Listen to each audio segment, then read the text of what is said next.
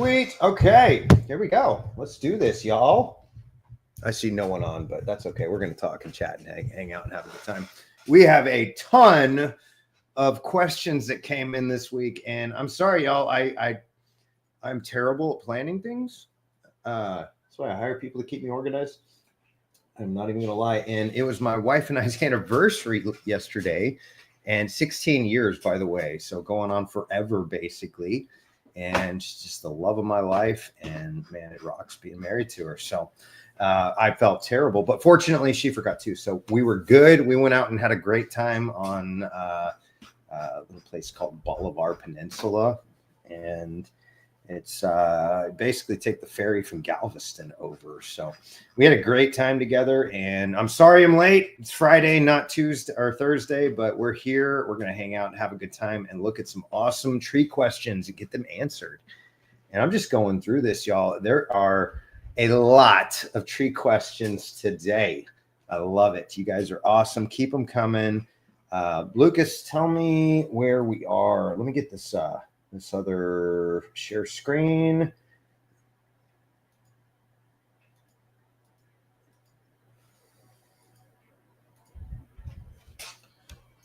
All right, y'all. So we haven't.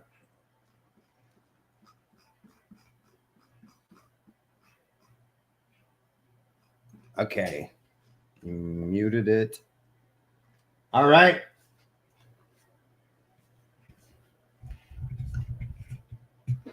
Rock on, y'all. So this is our 4th episode of Ask an Arborist Live Q&A, and I'm excited to be here with you guys. We've got some great questions. I was just telling you, I didn't realize we weren't streaming to our Ask an Arborist page yet, but I was just explaining how yesterday was my wife and I's anniversary, and we've been so busy with business and growth and moving because of mold and everything the past however many months or years at this point. I don't even know. But it's just been chaos and kind of snuck up on us. So we got out to a little island, had a great time together, and man, it was just awesome to get away. Just her and I, and really enjoy each other's company. So thank y'all for being patient and being here on Friday instead of Thursday. And I'm just glad y'all can join me. So we're gonna do, man, we got so many questions this week, you guys. So I'm gonna go rapid fire a little bit. What you got, Lucas? Got my right hand here.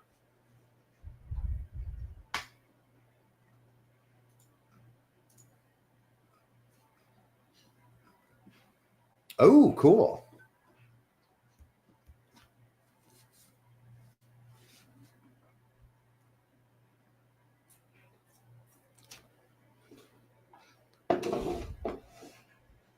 Okay, so Lucas is telling me that he's been talking to you guys a little bit, having you share extra footage, pictures, video, whatever, just to give us a little better idea of what we're looking at here. So for those of you who commented, we'll get to those. We'll take a look at each individual one.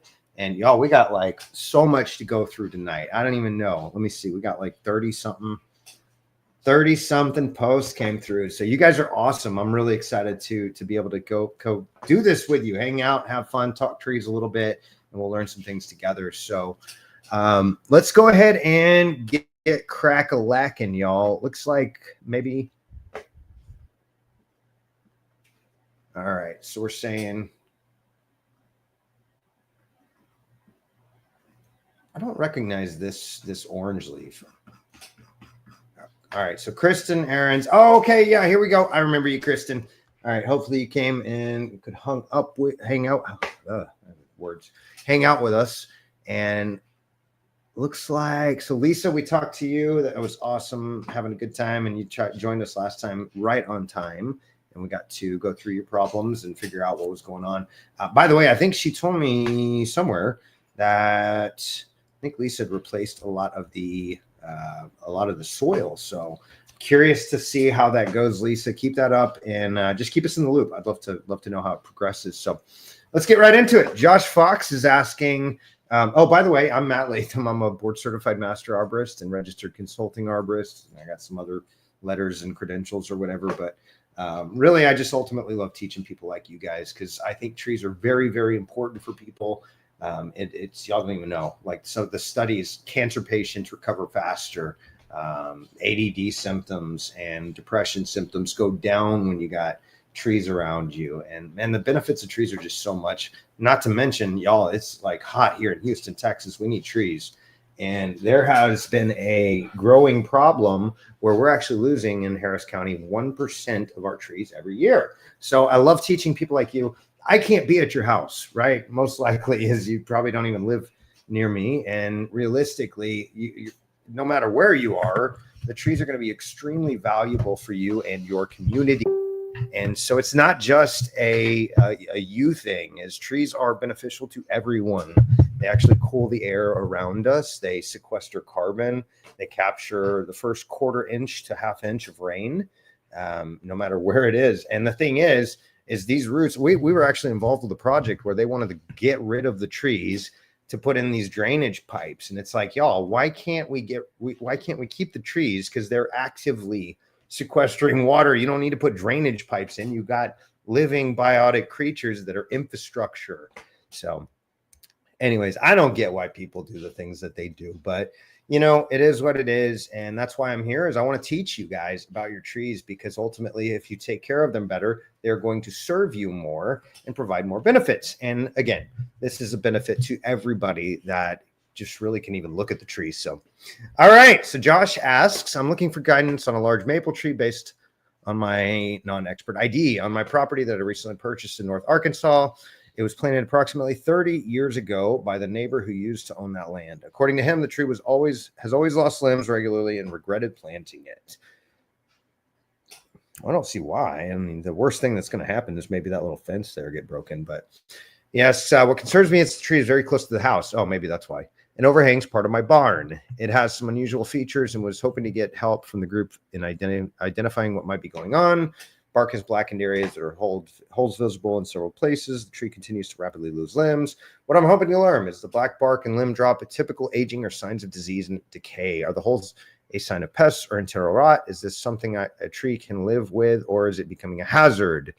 What steps should I take next? Prune, monitor, consider removal? Great questions there, Josh. And let's take a look at it. It looks like a maple to me. Silver maple, maybe. Yeah, silver, maybe sugar. I don't think it's sugar. I think it's silver maple. Yeah, that's a real white bark for that. Looks like silver maple to me. Yeah, so you got a lot going on with this tree. I would okay, so those are sapsucker holes. Now, we talked about sapsuckers before being essentially little critters that come in and they basically just they're birds, and they poke holes in the cambium and kind of right through the bark or the skin of the tree, if you will, and they're sucking the sap out of there. And so it's non-harmful because it's just right on the outer cambium layer, and the tree can seal it over really nicely. They don't go too deep like a woodpecker does. Woodpeckers make these big, giant, like go in several inches going after the beetles and stuff in there. And sapsuckers are not great, but they're not nearly. They're really not a big concern to me. I often see sapsuckers coincide with stressed trees, and so I'm wondering if you've got a really, really stressed tree. It looks like a pasture of some sort. You mentioned a barn. Now it's not really that close to the barn, so I'm wondering if like big limbs would hit it, or if it's going to be more of like branch tips that come in and just swing and kind of gently rest on it. Usually you don't get a lot of damage with that. It's when the trunk and large woody tissue strikes a home or property or whatever, fence or barn in this case, that's when you got problems. But here's my big concern is you've got this narrow branch union, and let me go ahead and pull it up here. I'm going to go ahead and draw some things for you. So when you've got, this is a little tree biology 101, by the way. So you've got here a tree branch coming out, and I'm not going to get a little fluff in the end. And you've got a branch union here, and then you got the rest of the canopy up here. I don't care about that. What I really want to point out is the union here is how wide or how narrow is your branch union. So what you've got here, that probably looks wrong, doesn't it? Let's get rid of that. So what you're really looking for is a nice wide branch union. When you've got a nice wide branch union there, that's generally a strong attachment point. And you've got a narrow branch union. Let's see, which way should I go here? that's actually going to be a much weaker branch union. And so what's happening is the fibers are essentially growing the same direction on this type of attachment. And so what happens is they'll just peel apart. When you've got a branch union that's a much wider, and it's kind of like hold up your 3 fingers here. That's sign language for 3, by the way. You've got a wide, narrow, or a wide and a narrow branch union. And so when you've got a narrow one, that generally is a much weaker branch attachment point versus this wide attachment. So first thing I noticed is right there on that bottom limb that overhangs the barn there. It looks like you've got a pretty weak attachment point here. And we're going to pop that back up for you. Now, it looks like you've got a pretty weak attachment point right here. And then I'm a little concerned with these two, but it really just depends on which way that would go if those branches were to split off. I see a really stressed tree. I see a little bit of decay internal. And quite frankly, you're in northern Arkansas, so maples do a little bit better than they do here in Houston, but they're going to do they're going to really prefer to be in a much more northern type environment.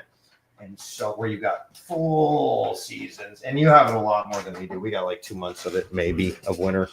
But you've got a little internal decay I can see from where that limb was removed. And quite frankly, silver maples are just not the strongest trees. So you may consider getting rid of it. You may want to do some, just kind of try to upgrade the overall health and vitality of it. To me, it looks like you've got a kind of a compacted soil, but I don't have a lot to go off of there. I would look into seeing how the soil, how compacted the soil is, and you can jam a screwdriver in the ground. That's a pretty good way to tell. And so, yeah, stress tree, silver maple, not the strongest tree. I would, we can always get on a Zoom chat and do a digital arborist consultation and check it out in person. I'd be happy to do that with you and really just get a good game plan. But I think you need to do some mitigation on this tree if you plan on keeping it. And I don't know exactly what that looks like, but I got some ideas. Just really upgrade the overall health and vitality and maybe do some structural support and some pruning. So hope that helps, Josh. And we're moving on. I had a neighbor do some damage to a young cherry tree. Is this real damage, or will the tree recover and just get back, just set back on growing time? That's a really young tree. Yeah, sorry the neighbors did that to you, but I think you've got a pretty good shot at recovering this one. Yeah, all those little wounds are going to seal over pretty nicely. Fortunately, young trees are extremely resilient, Nick. So I think you got a pretty good shot. Give it some extra resources, maybe some sugar, molasses, and some humates, and just let it thrive. Make sure you're not pooling water in that planting site too. It looks like a freshly planted tree. So hope that helps, Nick. Moving on. All right. Darlene says, I'm looking for information on a laurel oak. She's about 35 years and beautiful, but I have limbs that branch over the power lines and over the neighbor's vehicle. I would be sacrificing the tree. Would I be sacrificing the tree if they cut back limbs on that one side? I'm just trying to keep the peace. Ooh, yeah, that's a tough one. I would, power lines really have jurisdiction. When a tree hits a power line, all kinds of bad things can happen. So it's one of those we live around.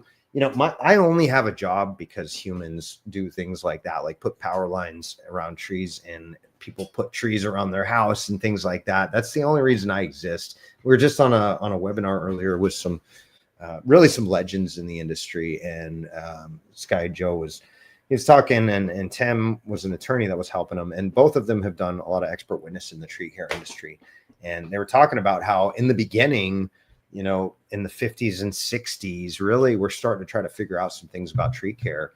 And, quite frankly, I think that we've had to adapt as our nation and as our population has grown and things like that. Our infrastructure is getting bigger, and it's really, trees and power lines just don't mix, y'all.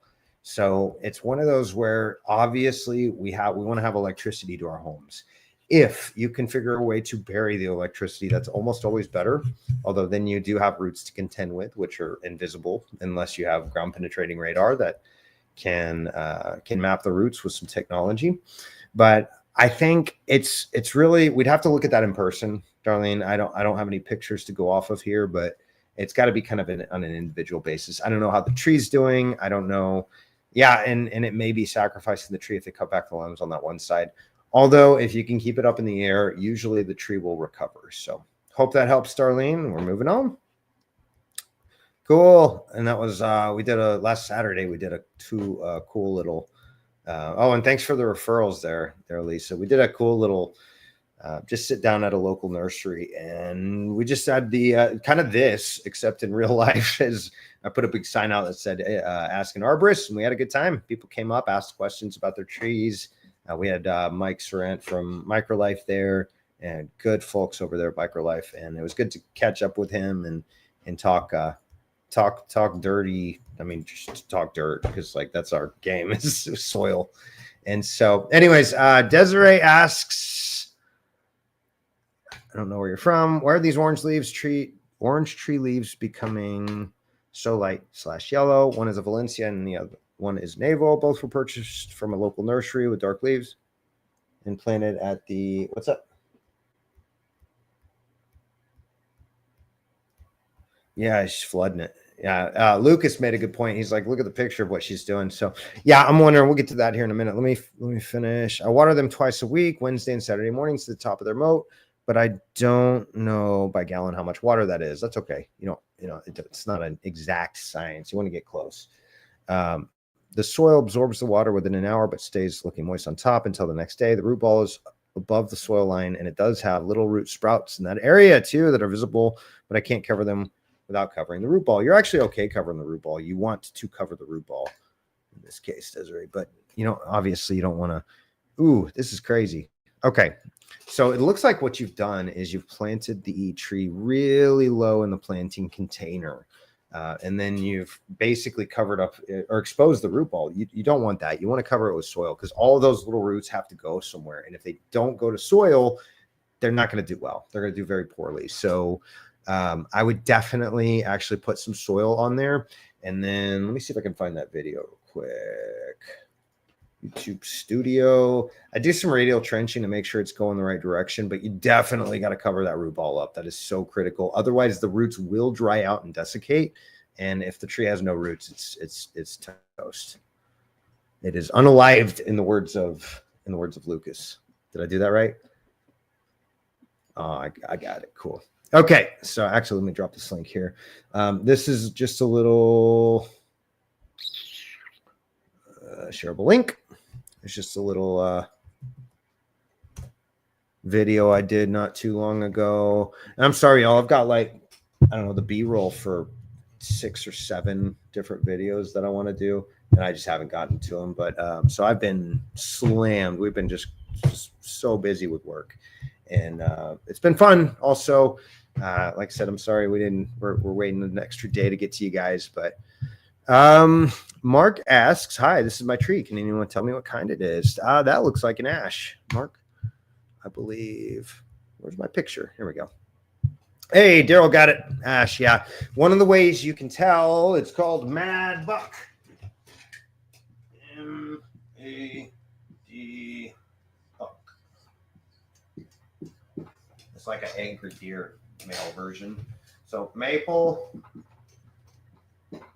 ash, dogwood, buckeye. So those are the main trees that will produce opposite leaf patterns. Most branches are going to have alternate. We call it alternate leaf structure. And so where you kind of skip one in a stair step, whereas Mad Bucks, maples, ash, dogwoods, and buckeyes will actually branch off in an opposite pattern. So the buds come off of each individual spot. So that is really, really unique to maples, ash, dogwoods, and buckeye. And that's one thing you look for. So Daryl nailed it. Well done. That is an ash tree. I believe a green ash or maybe a mountain ash. I'm not sure. Or Texas ash, rather. Okay, we just did a little talk through about trees and holistic tree care. And that was at the garden event we did this week in the ASCA Arborist. So why doesn't this tree? Okay, who are you? Aaron asks. Aaron from, it didn't say. Okay, asks, why does this tree have leaves? Why doesn't this tree have leaves on the top? We had this tree planted in November 23. Last year it looked okay, but got spots on the leaves. The nursery told us it was harmless fungus. Now this year it doesn't have leaves at the top. So sounds like not so harmless, huh? There is a cluster of roots at the top of the soil. We have clay soil. There's an old filter bed underground near here from a septic tank. Interesting. Any ideas what is going on? So I agree. You had some fungal problems, foliar fungus, which is not too bad. Maybe citrus spore, just simple black spot. So black spot is a general, that is generally non-harmful. However, you got a bigger problem here, and this is what I'm looking at. I'm not so interested in the leaves, and maybe, Aaron, you can drop me some more pictures. But what I see, oh, cool, Valerie's got the same issue, so hopefully this will help Valerie. But what I see is a tree that was planted all sorts of wrong. And what we've got here is, you're right, you've got clay soil, you've got the root ball exposed, but actually you didn't do it wrong, I don't think. This is more of and maybe there's a little wrong on the planting, but I think there's more of a nursery issue at hand here. And I don't know, I wasn't there when it was planted, but what I think probably happened is they just took the tree and stuck it in a hole about the same size. And at the nursery, however, they had like root bound situation going on. That's what it looks like to me. But I like I said, I wasn't there. I might have some more questions for you and we could figure it out. But I think the main thing, you've got to expose the root flare. And then let me go ahead and drop this video link in there. Do this radial trenching on that, Aaron. I think that'll really, really help in your case. So I think you've got, especially with clay soil, it's so common for, we call it the teacup effect. Water wants to go from high pressure to low pressure. So you got this nice, fluffy nursery grown tree in perfect growing conditions. You take that and put it in your tightly compacted clay soil, and all the water just pools in there and drowns the roots. It's no good. All right, so I hope that helps, and we're moving on. Anonymous participant, hi, I removed the mulch and soil from my trees. Is this okay, or do they need soil? Yeah, it's better to not amend the roots out there so much, Anonymous, but I do think you did right to expose the root flares. I think that was really, really important, actually. And so you might actually, I'd leave it alone. I think the tree will adjust, and you do have a little bit of damage here, but it looks like it's sealing over nicely. So I think you did the right thing in exposing those root flares. Y'all, I can't say it enough. It is so critically important when you plant your trees, or even if you just look outside and you realize you've got a tree that looks like a telephone pole, it's got to flare out at the base. That's how, walk into a forest, every tree is going to look like that. And I see it so much, the mulch volcanoes, where they got this pile of mulch up here, and that's all just covered. And it's so bad. It's so bad. So this is no good. That's my best illustration I can do. Hope that helps. And we are moving on. All right. So David asks, where you at, David? In Spartan School of Aeronautics. I don't know what that is. Have an autumn blaze maple planted 3 years ago. Canopy looks really good, but tree trunk looks like this. Looks like this. Should I be concerned? Yes. Okay, that's great. So Shem, brilliant as always, says, yes, you should rectify the buried root flare. I wholeheartedly agree. Once again, Shem, you're spot on. Crushing it there, big guy. Canopy decline will be next, if not. And I think, by the way, let's go back to Aaron's tree. I think that's what is happening, is canopy decline right there. So Shim's got it, and I think that's what you're experiencing, Aaron. Sorry, but it is what it is. So we just got to remedy that buried root flare and the and for whatever reason, all that water pooling in there. But yeah, you've got some problems here. This is fungus. You see all the streaking there. That is really, really totally fungal pathogens. But I will say the tree's done a wonderful job of putting out all that response wood, so it's going in the right direction. But you definitely got to get that root flare exposed.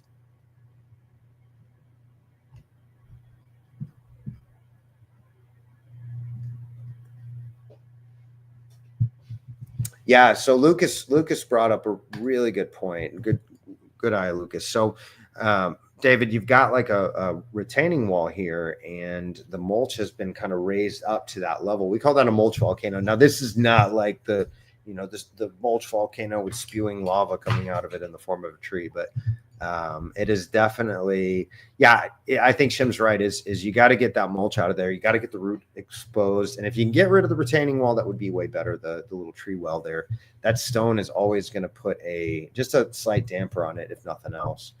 Plus, as the roots grow, it's going to run into that, and then when your yard guys come in and bump the mower, it can cause a lot of damage. So just stone and rock and stuff it's not mulch, y'all. Okay, so Scott asks, I was raking river rock toward my the oak tree's trunk to make it easy to scoop. I kind of like the look of it. I plan to plant hostas here. Is this okay or harmful for it? Oh, it's so bad. So bad. Yeah, that's not good. Yeah, Scott, you gotta get rid of that. I'm sorry.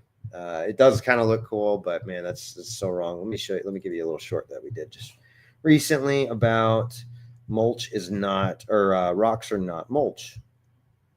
Landscape myth. Here we go. What's that? What's that, Lucas? Oh, that's funny. We're something synced here. For simpatico. Okay. Not sure what's wrong with. So Dawn asks, not sure what is wrong with her Douglas fir tree near Yakima, Washington, mainly presented this year. Thanks for any help. Ooh, what is this?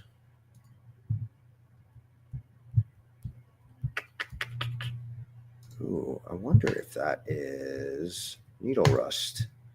That could be a fungal pathogen. Hold on just a second. I'm going to do this. Shift down. Let's ask robots, because sometimes that's fun. To me, it looks like some sort of needle rust disease. It said Douglas fir, right?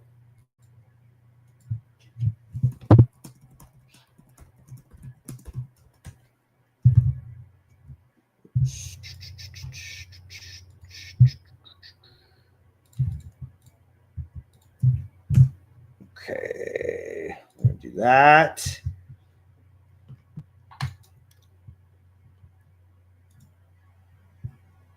Okay, so it looks like there's been a little bit of pruning here.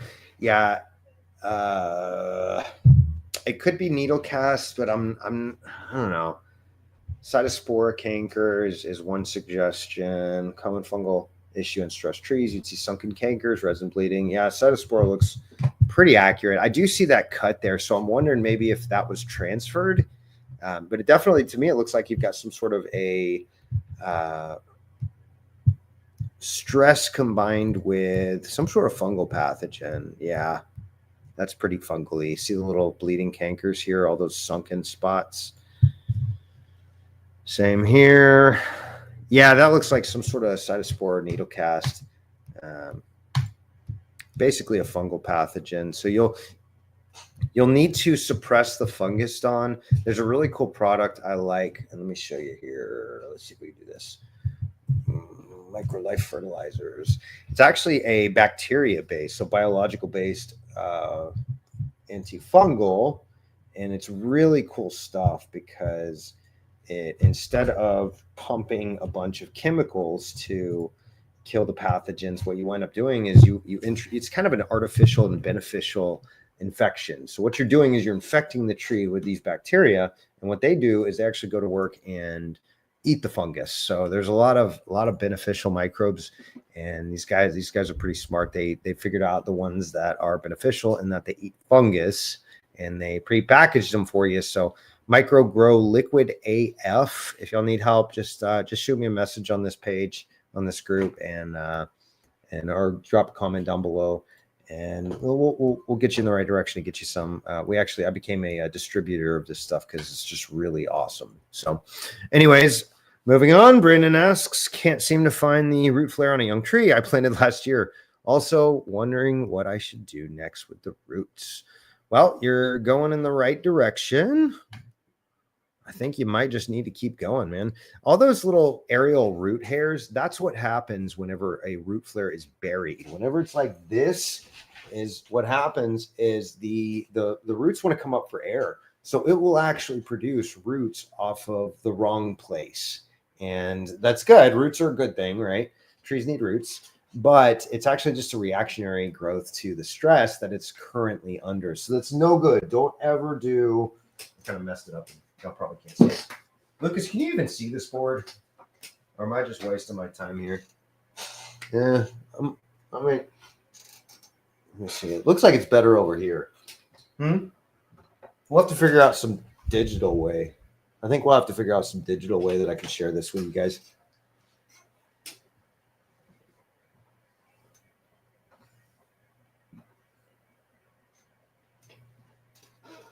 Yeah, we'll have to find a drawing out. So, you know, a lot of people place mulch right up against here, up against the trunk, just like that, you guys. If you can see it. Maybe I need to zoom in. I don't know if I could do that, though. Oh, well.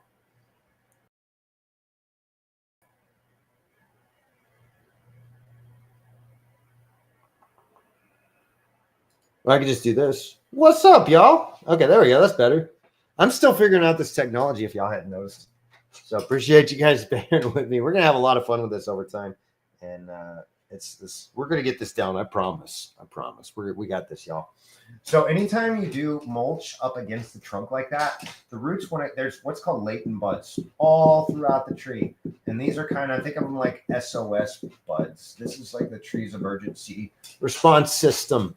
And what happens is if the root flares are buried, they actually need it to breathe there, and so. Let's say you've got some sort of stressor, because you know this mulch volcanoes are one of those. So that's what happened. Is the mulch was, it looks like, up to this point. Can you see my mouse on the screen or no? Oh well. Yeah, we're gonna have to figure out how to patch in like a some sort of a. But anyways, oh, there's the mouse. Okay, cool. So the mulch was right up there, it looks like. So that's not ideal, y'all. It's really bad, actually, to have. Those are called mulch volcanoes. The root flares are buried. It looks like you did a great job, though, Brandon, and well done. Keep that up. I think you need to go a little bit deeper, though. And so whenever the mulch is covering the section, those latent buds are actually, think of our stem cells. They're called meristematic cells. And essentially, they're undifferentiated, meaning they can become anything the tree needs it to. And essentially, it will grow out and become roots. If the tree is herbicide damaged or under stress because the hack jobs came in and pruned way too much, then it'll explode. And you've probably seen it where the tree's all pruned and they gut the middle to where there's nothing left. And then all of a sudden you get all this crazy growth out of the bark, and it's wild and disgusting looking. So it's almost like you wasted all your money. And really you did. It's no good for trees, so don't do that. Oh, wait, here. There we go. There's my art. You don't like my art. Anyways, moving on. So hope that helps, Brandon. But yeah, I think you should cut those because that's an abnormality, and it just kind of needs to go. And you want to retrain that. So cutting those little ones on top, it's not really going to harm the tree unless it's already stressed. But I think you're going in the right direction. Keep going deeper. And Cloris says, we have these trees that I love, but they seem to be dying right here in the middle. What can I do? Ooh, I wonder what kind of trees they are. Okay, I see the brown spots here. Can y'all see my mouth? Yeah. Yeah, I want to say almost like cedar, just mouse and cursor size. Oh, this is cool. All right, here we go. You need a big old cursor. Neato. All right. This is ridiculous. Wait, no, it doesn't show up big on that screen. Never mind. I got a huge mouse pointer on mine, but it just looks normal on the screen. That's crazy. Okay, so Clarissa's got a couple dead spots here. You've probably got some sort of pest chewing on it, or maybe fungus attacking it. I can't really tell. I know Clarissa was saying that there was something going on here. That's the craziest thing. I have like the biggest mouse ever. My cursor. No, it just looks normal. I wish I had my big giant one because it's like It's like that big. It's crazy, y'all. This huge mouse. All right. And also get them spaced further. Yes, I agree. Yeah, I'm thinking fungus. Ooh, wow. That's not good. Don't tell me most relevant. Tell me all of them. Okay, that's just timestamp. So that's different. Cut away all the base growth in dead parts so it gets more oxygen and water, and also get them spaced further apart. Well, it's kind of too late for that. Although, yes, I agree. I think they should have more space. Cut away all the base growth. I disagree wholeheartedly. It's actually really good to have base growth. You definitely want growth at the bottoms, especially on trees like this. That could be an arborvitae or maybe a cedar of some sort. But yeah, I see what you mean, Clarissa. And if you want, we can always take a look at it closer on a digital consultation, figure out exactly what's going on. But yeah, I think those dead ones looks like it's some sort of fungal pathogen. Actually, I'm gonna backtrack a little and maybe agree with Emery a little bit and say just give it a little bit of gap on the base so that there is a little more oxygen flow down there, and make sure you don't have a compacted soil and they're not getting over irrigated, because that could definitely cause some of those problems that you're seeing. But you can actually just take like a simple sheet of paper and like you could do a real quick test just to maybe rule something out. And we're looking for mites on this sheet of paper. And you basically just take this, put it under the branches and shake the branches. And then you're going to look for little tiny spiders. The ones with 8 legs are in the arachnid family. Those are the mites, 4 on each side. Other critters you're probably okay with. They're probably not going to damage it in that capacity. But check that out, rule those out first, and then do some of the pruning. But you've got some awesome trees. I wouldn't do too much. It couldn't be an Italian cypress, could it? Anyways, moving on. So Michael asks, I have 2 older poplar trees that were being strangled out by bittersweet that I am trying to save. I did a ton of stump vine and root removal around their base to help these giants out. What next steps can I take? I was hoping to lasagna mulch to lay down, I'm assuming something like that. Mulch to suppress weed and cover exposed roots, not up to the base, of course. Good call. Yeah, you don't want to put the mulch up to the base. Actually, I would leave a lot of that alone as best you can. Some of those weeds that you and I would call weeds are actually, I would call them mechanics of the soil. They're bringing up some of the nutrients that are heavier from the base layers. So anytime you get a soil, you've got multiple layers. I'm probably going to draw this same picture about 12 times today. But anytime you've got soil, you got all these different, it's just a weird soil profile. You got all these different layers. So whenever like calcium, for example, is super heavy, potassium, super light. So potassium is going to want to be up here. Calcium is going to tend to fall this way. And so a lot of those weeds, especially the ones with like bigger stalks, I need a green one. This is going to be my weed right here.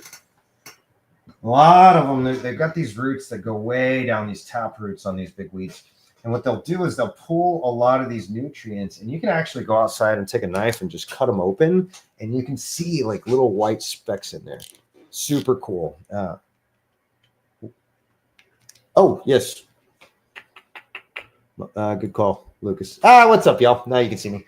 Okay, so a lot of weeds will have these big tap roots that go way down deep into the soil profile, and they'll pull some of those heavier minerals up. And then when they die up here, when they unalive up here, they'll fall down, the microbes will break them down, and all those nutrients will absorb back into the upper layers where your tree roots are.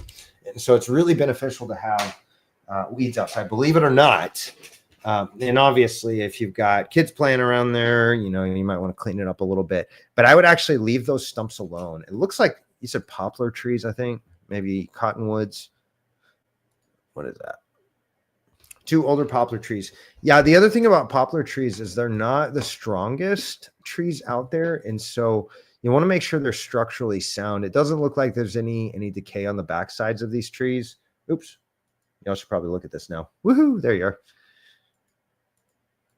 So it doesn't look like there's any decay, but because there were some existing trees there before, you might want to just make sure to get a sounding mallet, get a rubber mallet, and tap on the backside and make sure there's no decay. If there is, you'll want to do some things to structurally reinforce and strengthen them. So especially that big guy. And make sure on the back side of that, so the tree's leaning like this, make sure there's no houses or anything. I do see like a little fence here.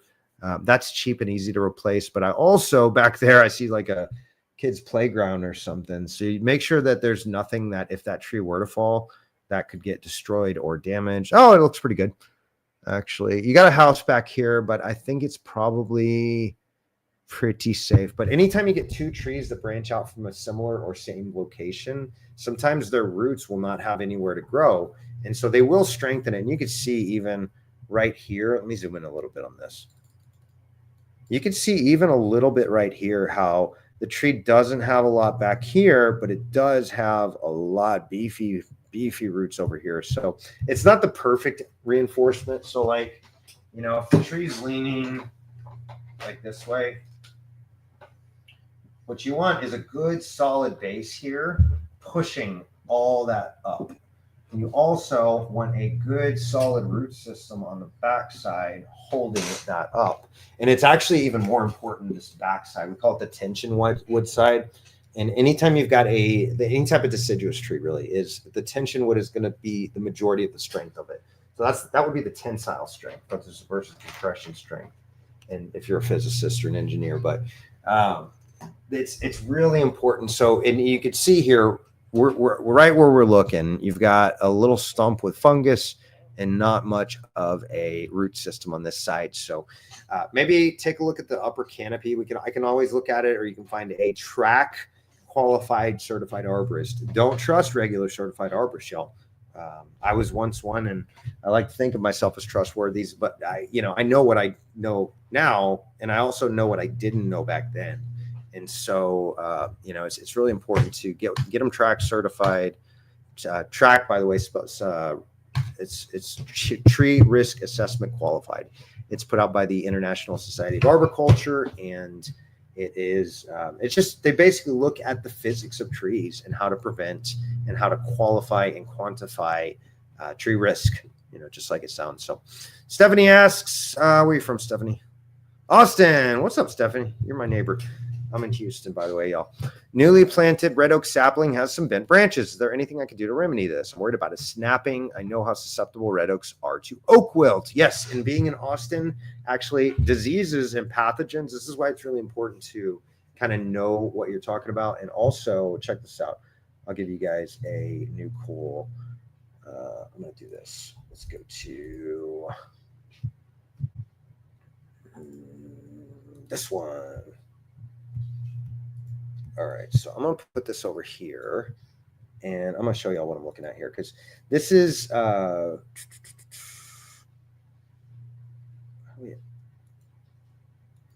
what's up, Lucas? On my main camera. What's up, y'all? Hi. Stop screen. What is that? Okay, I see.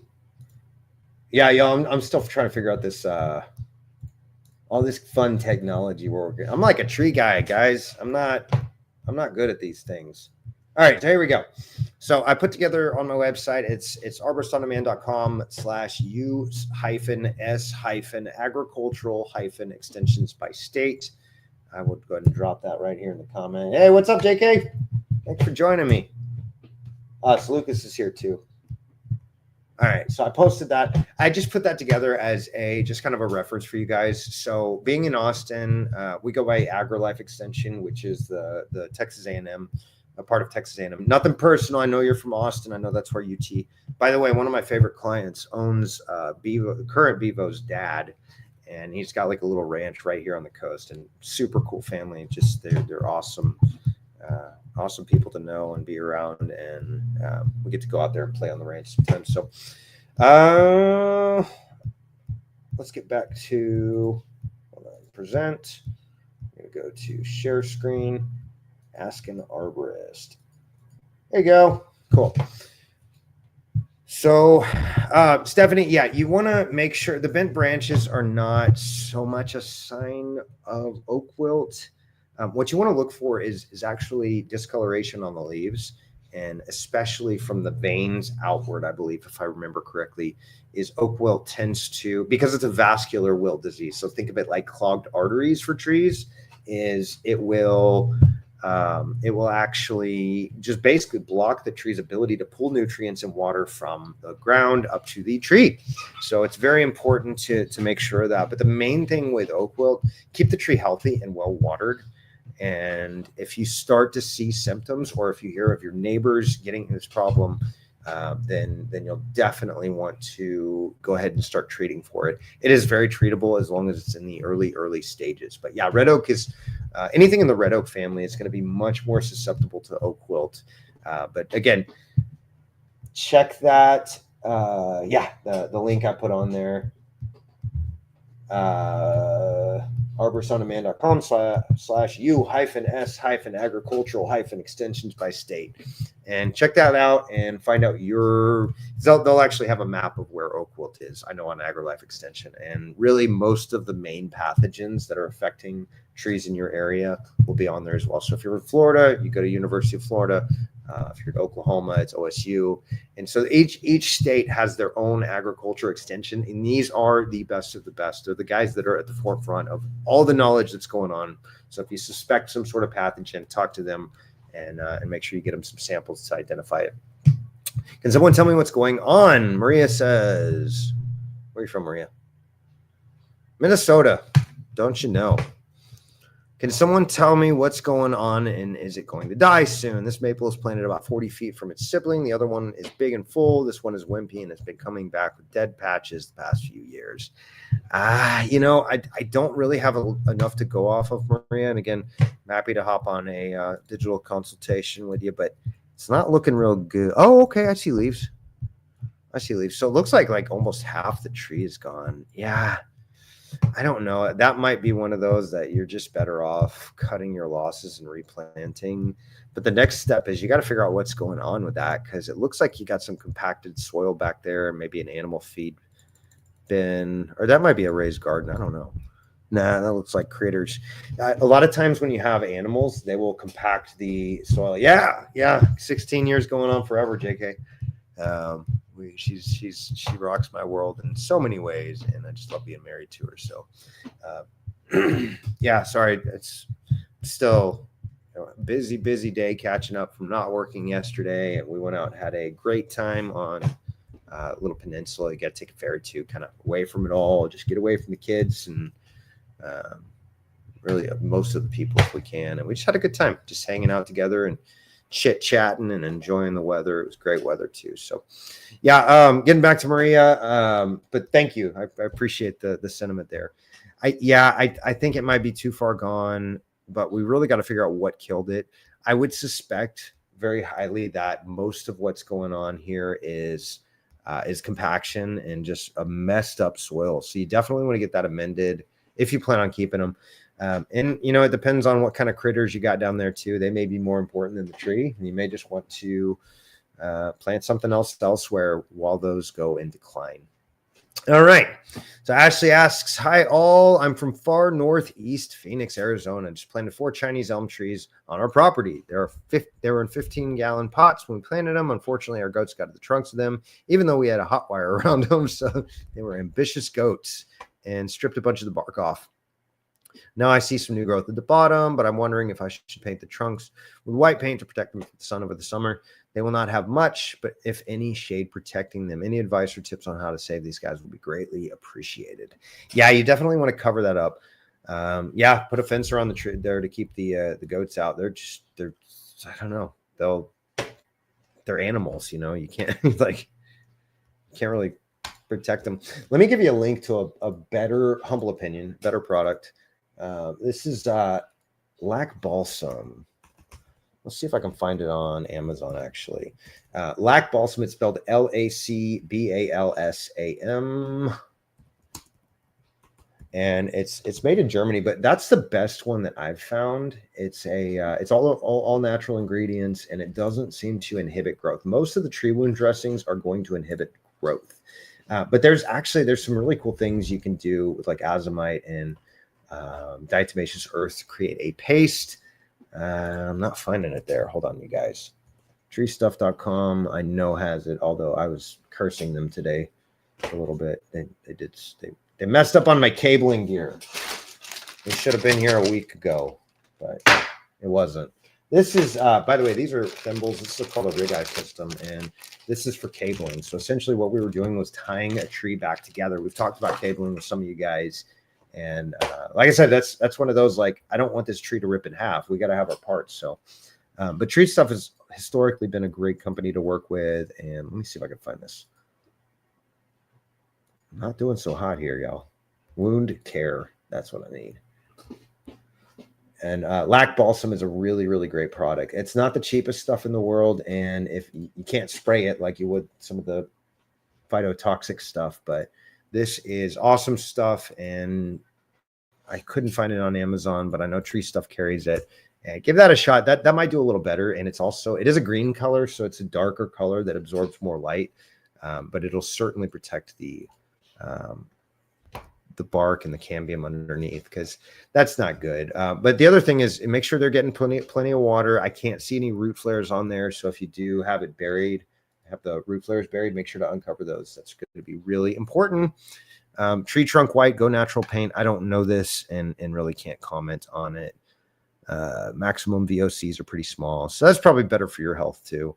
But I really like Lac Balsam. I'm actually going to write a blog on how to create your own paste at home too, because there's some really cool options there. Whoa, what happened? Am I in a time vortex or something? Oh, okay. All right. Sorry, I'm going crazy here, yo. All right, Maria, we got to yours. So Anonymous says, where are you at, Anonymous? Does it say on Anonymous? Nope. No idea. That is a beautiful tree. What is that? What is that? Cherry? That's got to be a cherry, isn't it? What is this giant branch growing straight up on this tree? It appeared last summer and grew very fast. Then the new branch didn't flower this spring at all, like the rest of the tree. Should I cut this? Is it killing the tree, or is it a normal new branch? Added a flowering pick because it's so beautiful. I love this tree. That is a gorgeous tree. Yeah, and everybody gives Bradford pears like a really bad rap, but honestly, they're so pretty for that one wink that they bloom. It's almost worth it to try to prune them and keep them structurally intact. But that is an epicormic sprout, and that happened because the tree was stressed and needed new leaves, so it put that out there. We were talking about latent buds earlier, so, and I'm like the worst artist, y'all, so I just forgive me in advance, but I'm gonna find a way to maybe digitalize this and have that ready for y'all for next time. So you've got a tree here. Notice it has root flares. Very important. Oh, right. Hold on. Okay. What's up? Yeah, right.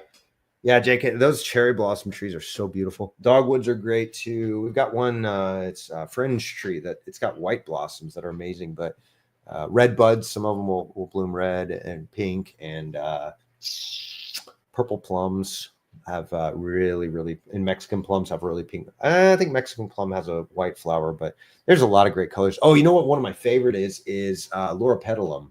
That is actually a shrub, but they've got like a purple leaf and just this brilliant pink flower on them. So anyways, great trees. Back to our latent buds, y'all. So all trees, all deciduous trees, I should say, have these little buds, and they're hidden underneath. And I call them the SOS buds, because they're basically there for whenever the tree gets stressed. Now it has extra places where it can grow leaves and branches, because trees need leaves. If they don't have leaves, it's not good. They're in a slow decline, or they are dead at that, or unalived. Sorry, Lucas, I did it again. So anyway, so we've got these latent buds, and basically they're packed with extra carbohydrates. And so carbohydrates are what trees use for energy, sugars, carbohydrates, things like that. And so whenever the tree gets stressed, whether it's environmental or herbicide damage or whatever, the tree got stressed and it's going to put out these massive explosions. By the way, you've probably noticed your neighbors over pruning their tree at least once, because there's a lot of guys that don't know how to do tree care right. And what they'll do is they'll gut the middle of it. And so they'll clean all those little sprouts out. And then like 2 weeks later, the tree's putting them right back on, because they needed those leaves to produce energy for the tree, because that's how it eats. So I think that's what happened there, is you had this wild latent bud that, man, it just went crazy. And You know, now you've got this big one, but it's designed to not so much to produce flowers for reproduction. That latent bud that created that epicormic sprout, which became a branch now, was designed so that the tree could have extra leaves and put off more foliage. So it is some sort of stress going on. I might look into the compaction levels of your soil, and let me go ahead and drop the video for you. But there's a really cool screwdriver test that you can do. Basically, just jam the screwdriver into the ground. If it comes back, if it's like hard to push in there, then you've got a compacted soil. If it's really easy to push in there, that's a great sign. I carry around a soil penetrometer that actually measures it in terms of PSI, like pounds per square inch.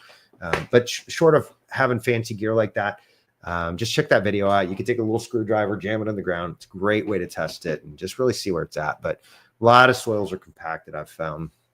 All right, moving on. Sean says, any suggestion on how to save this tree? What's happening to it?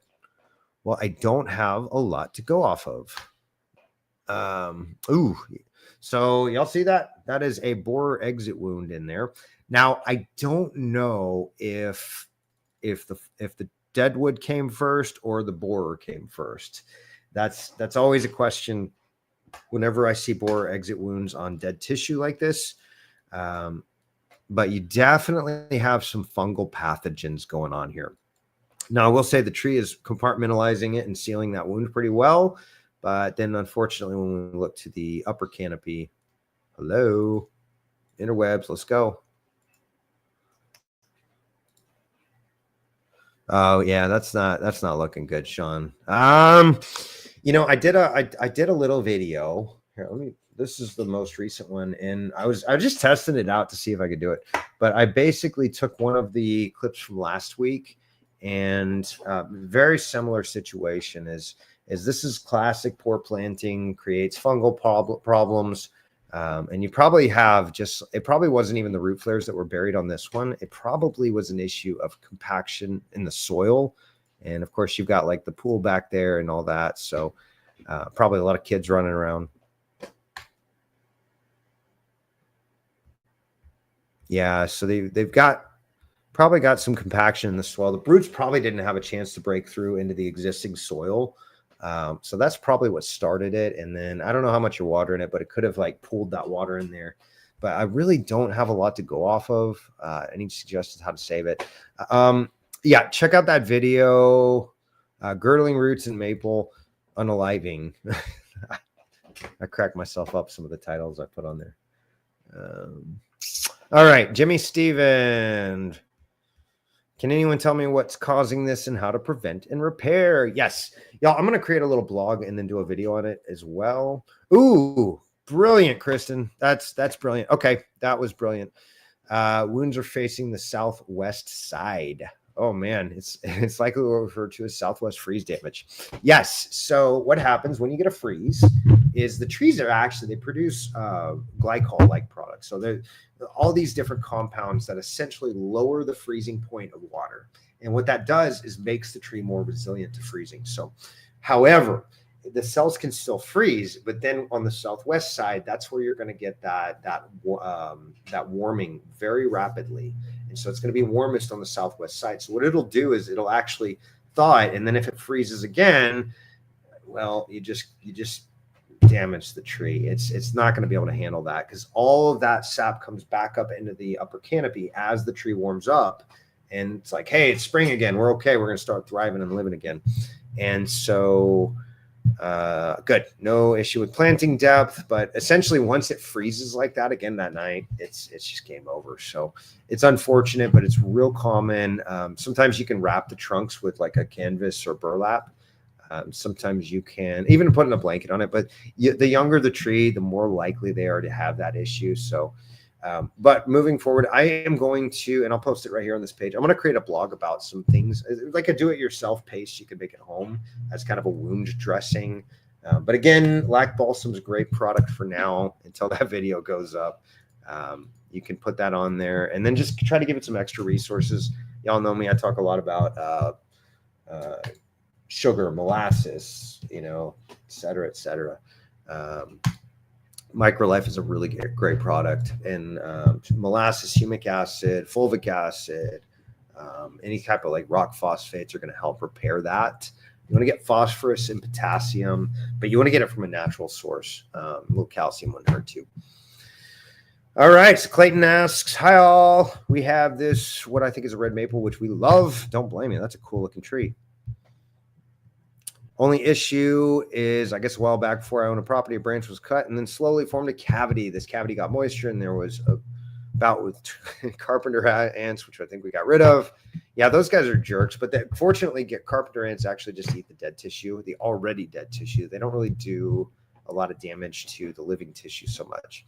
I pulled a bunch of dead crap out of it, for lack of better terms, wondering, I think that's a technical term actually, Clayton. Wondering what I can do to help mitigate this erosion inside and hopefully stop it. What you want to do is not actually worry about the erosion inside, as you do want to make sure the tree is growing healthy and strong. And if you think of like a pipe is really, really strong. So basically the tree is like this, and there's millions of little tiny cells that connect to other cells and create these like straws that go all up and down the trunk.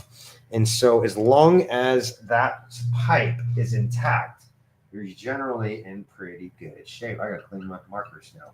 So you got all these little, you can just imagine. But what happens is if any of this section dies, now what happens is all that living tissue has to reform and fill in that gap here. And so it takes a lot of time, takes a lot of energy.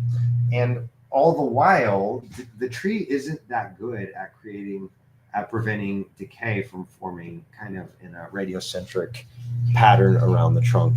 So once that decay gets inside, the tree's not going to be able to manage that. Most of the heartwood is actually non-living tissue. Some of it is living in the form of ray cells, but most of it is actually just the old cambium.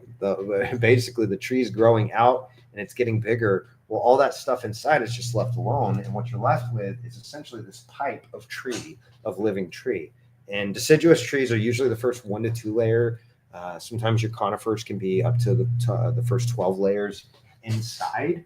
And so, oh yeah, I'm doing it again, aren't I, Lucas? You gotta let me know. All right, check it out. All right, so you basically got like all these little tubes that run up the length of the tree. And if there's any sort of branch removal or anything like that, what happens is the tree just can't seal it well enough. However, as the tree grows and it puts on more layers, and it puts on more layers, and it puts on more layers, eventually that wound will close. However, the tree does not have the ability to continue to compartmentalize and fight that pathogen off. So what I think you're seeing is exactly what you described. The fungus came in, started to decay, it kept going, and that's fine. As long as the tree's healthy and thriving, then it's generally going to put the tissue in the right places based on the movement of the tree in the wind and elements, and you're probably okay. And the other thing you want to consider though is what is around it, because I say that, however, if you've got like people that live under there, it's a roadway. It looks like there may be some wires. That would be my main concern, is just having it looked at regularly by a certified arborist to make sure that it's in good structural shape. Use a sounding mallet. You can just take a rubber mallet from granddad's garage and just tap on it a little bit and see if there's any decay that's going internal. We're moving on. Hope that helps. But really the main thing, keep it healthy and thriving. Water it when it gets super hot. Make sure it gets plenty of resources. So compost is great. Put compost down, throw it on some Microlife, or get a soil sample done too and send it off to your local ag exemption. Brody asks, any tips on saving our dying willow? That stinks. This is our wedding tree nearly 2 years ago, so I want to give it a fighting chance. Last spring, we planted it in the ground and it grew awesome all last summer. Over the winter, it started developing these areas of what looked like chewed on bark near the base. Weird. I don't see that picture though, Brody. Ooh, here we go. What's up, Brody? There we go. Ooh, yeah, that's not good. So you got something chewing on that for sure. That almost looks like, I don't know, mechanical damage. I'm wondering if there's some sort of squirrel or rodent of some sort. Try that what's that? Yeah, so what they'll do sometimes, like rats and squirrels will actually chew on bark. They'll scrape it with their claws and chew on it to sharpen their teeth. And then the squirrels, especially, I don't know rats too well, but squirrels I know very well. I hung out with a bunch of them up in the tree over the years. They'll actually chew on that bark, and then they'll use that tissue to go and build their nest. You get the little fibers, and it just balls up real nicely, and they create a nice nest. So that is, to me, it looks like some sort of rodent chewing on it. I could be wrong in that though. Maybe try putting a game camera out there and see. As far as saving it, I think you're doing the right thing, pulling it out of the ground and keep it away from those critters because they're rude. Maybe get a little more established, and then next time you go and plant it, put some cayenne pepper around there, and that way when they go to chew it, it's going to burn real bad. Hope that helps. But yeah, try that lac balsam. Give it a good shot of MicroLife. I'm going to put a web store together, by the way, y'all. And that way you can purchase MicroLife right from me. Oh, no. Did I do it again? Did I hit the back button? I'm always doing that, Lucas. Why do I do that to myself? All the way down. How many more do we have? This is crazy, you guys. We're going to have to do 2 sessions. Oh, my goodness. I'm wondering if we're going to have to do 2 sessions of this. This is crazy, y'all. All right. So, Brody, I'm really sorry. I know trees like are sentimental, some of them, a lot of them. And we plant trees in memory of people. We plant trees as, for our kids to grow up and play on and things like that. But, man, I'm really sorry about that. Try that stuff. And then, actually, let me find one for you. I'll just find MicroLife.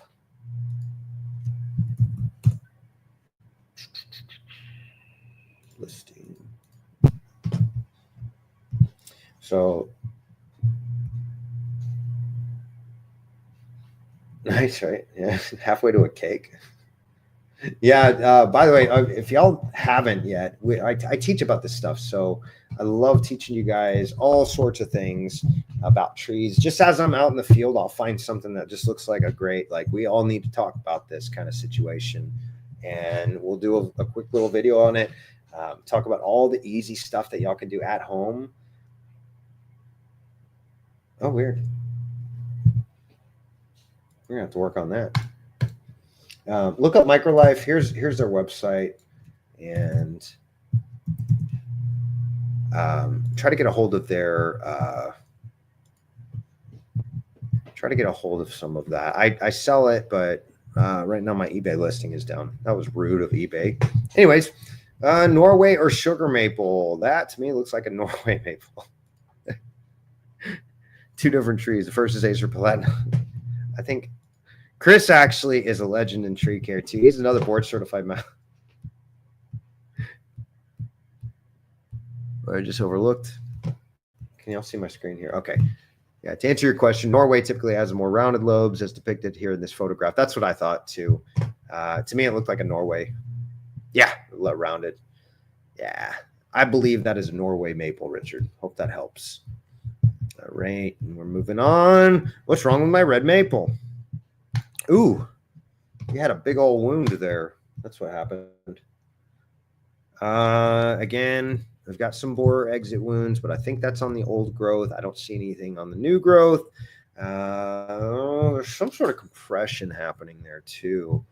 And so I'm wondering if it was trying to break and maybe balanced out, was okay for a while, and it's trying to repair that. But yeah, you're really top heavy. What I might do on this, Stacy, is you're going to want to take some of the weight off of the tops here, and I'll try to give you a pretty good example. What you don't want to do is top the tree. I did not say that. Do not ever think that or accuse me of saying to top the tree, because that's not good. But each one of these limbs are going to have multiple. Wait. That's a maple. Sorry, y'all. We just talked about Mad Buck. So these maples are going to have 2 branches coming off of each one of them. So what you want to do is you want to come up on the end of each branch. Oh, wait. Here, I gotta do the thing. That thing. All right. So we're doing that thing. So we said red maple, right? Yes, red maple. All right. So what you're going to want to do is reduce the canopy height or weight and height. And because I think you've got some movement in the maple, and I think it's wanting to collapse. So again, we talked about how think think of it like a pipe. Is the inside can be completely hollow, but you really want that outer 1 to 2 layers at least. And really you want to go like, at least 10% to 20% of the actual diameter as healthy tissue. But the problem is when you lose some of that, as you have, that's fine. It continues to decay in here, but now you've got a really weak point. So I think what's happening is as the forces are pulling and you've got that kind of weak point here, it's compressing that. And that's why we're getting, let me go back to the screen. That's why we're getting kind of these gnarly compression. It's kind of like squeezing that tissue and crushing it. And the tree is growing around it to compensate that. So I think that's what's going on here. But you definitely want to get some of that weight out of there so the tree can repair itself. There's a really cool product called paclobutrazol, and it's a tree growth regulator. And essentially what it does is it suppresses the hormones that's produced in the roots that cause the branches to grow in length. So it lasts for about 3 to 5 years. And that I think would be a really good option for this tree, along with some structural pruning to reduce the wind throw and the leverage up top. And I think maybe you've got a shot at keeping it because it's a nice, healthy looking maple overall.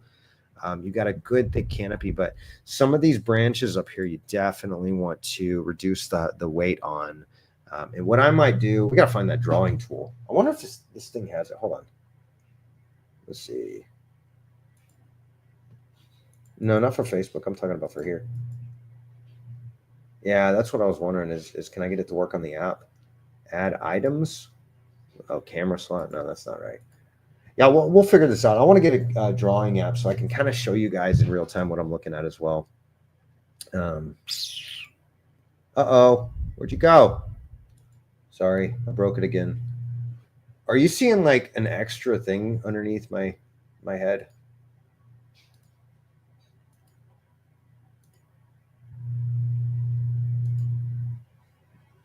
No, that's not what I'm seeing. I'm seeing like a weird, like, I don't know. There's like another box for another person.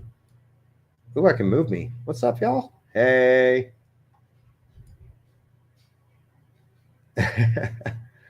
Yeah, I think it is too. I don't know how to get rid of that one dude. That dude's ugly, but down below me. He needs to go away. Oh, what's up? There we are. Not you. Lucas over here razzing on himself. He's like, I'm not on it, I think. I wasn't talking about you. He's beautiful, by the way.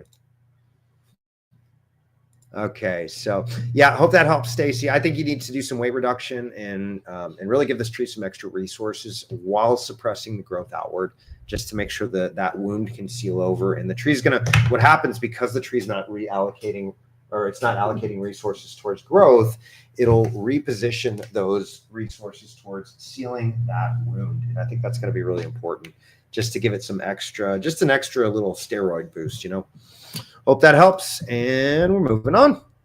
So Lucas says some things.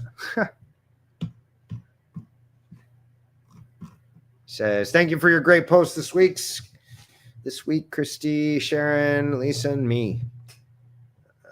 Keep it going by thanking. Yeah, y'all keep the conversation going. I love having these chats with y'all. I try to get to them during the week, and this week has been crazy. And then my wife's birthday is next week too. So it's like crunch week, y'all, or crunch month, really. All the events happen this month. Everything happens like right now, and this is busy season. So we're just slammed. So can anyone tell me what these pods are from? There are seeds inside, but no one has been able to identify exactly what it's from. Weird. That almost looks like a gall, maybe. So a gall, what's that? Oh, Lucas thought it was a microphone. Yeah, it does. It looks like those old school ones with the clown ball noses. Look at like the muffler on it, the wind dampener. All right, so gall are insects. They're usually chalcid wasps, and what they'll do is they'll sting the branch and they'll lay their eggs there. What that does, we got to do the thing, Lucas. All right, here we go. What's up, y'all? All right, so I'll give it one leaf. 2. All right, so the bug lays its egg. With my handwriting. The tree responds by compartmentalizing it. And what you get is this weird growth that goes around it. So I'm wondering if the seeds that you're seeing are not actually critters, bug eggs, or just weird growth that the tree put off. So that'd be my best guess, is maybe some sort of golf. But I honestly, I don't know just looking at it. I'm sorry, I'm not more helpful on that one, but just not a lot to go on. Yep. All right. Andy says, just bought a new to me home. I discovered the red maple. I'm going to call it a branch union because that's dirty, y'all. Is holding water, and it's actually dirty. It's got water in it. Water, approximately 7 inches of water. Is this an issue? I would assume it's not ideal. What should I do to remedy this? Actually, it's not a big deal. Oh, you can't see my screen, can you? There we go. What's up, guys? All right. So yeah, sorry, my bad. You're good. Yikes. Yeah, yikes indeed. And man, there's so many jokes that could go along with this tree. I'm not going to go there, though. We keep this channel clean, y'all. But what's going on is that the water actually suppresses the fungal pathogens. So it creates an anaerobic condition, but they really, all the other bacteria and viruses and nastiness that goes on in there is going to suppress and consume all the ones that want to decay the wood. That being said, you do have really narrow branch unions. So again, I'll go through the little difference. In a branch union that's wide is a strong union. A branch union that's narrow is a weak union. So if you've got those limbs that are growing the same direction, you really need to do something to support that tree structurally. That's a gorgeous maple too, though. I think it'd be worth it to put some cables way up in the top there. And go back to my screen. Maybe do some structural pruning to reduce the leverage way up top here. Where's the... Yeah, this tree's definitely been lion's tailed in the past. So whoever had it before you, Andy, they did some really inappropriate pruning. Let me go find that video on the lion's tail pruning. That was on a long form, wasn't it, Lucas? No, it's not there. No, it's short. Oh yeah, that's right. Because we do this thing, Tree Pest of the Week, and Lucas had the brilliant idea. Well, what if the pests are people?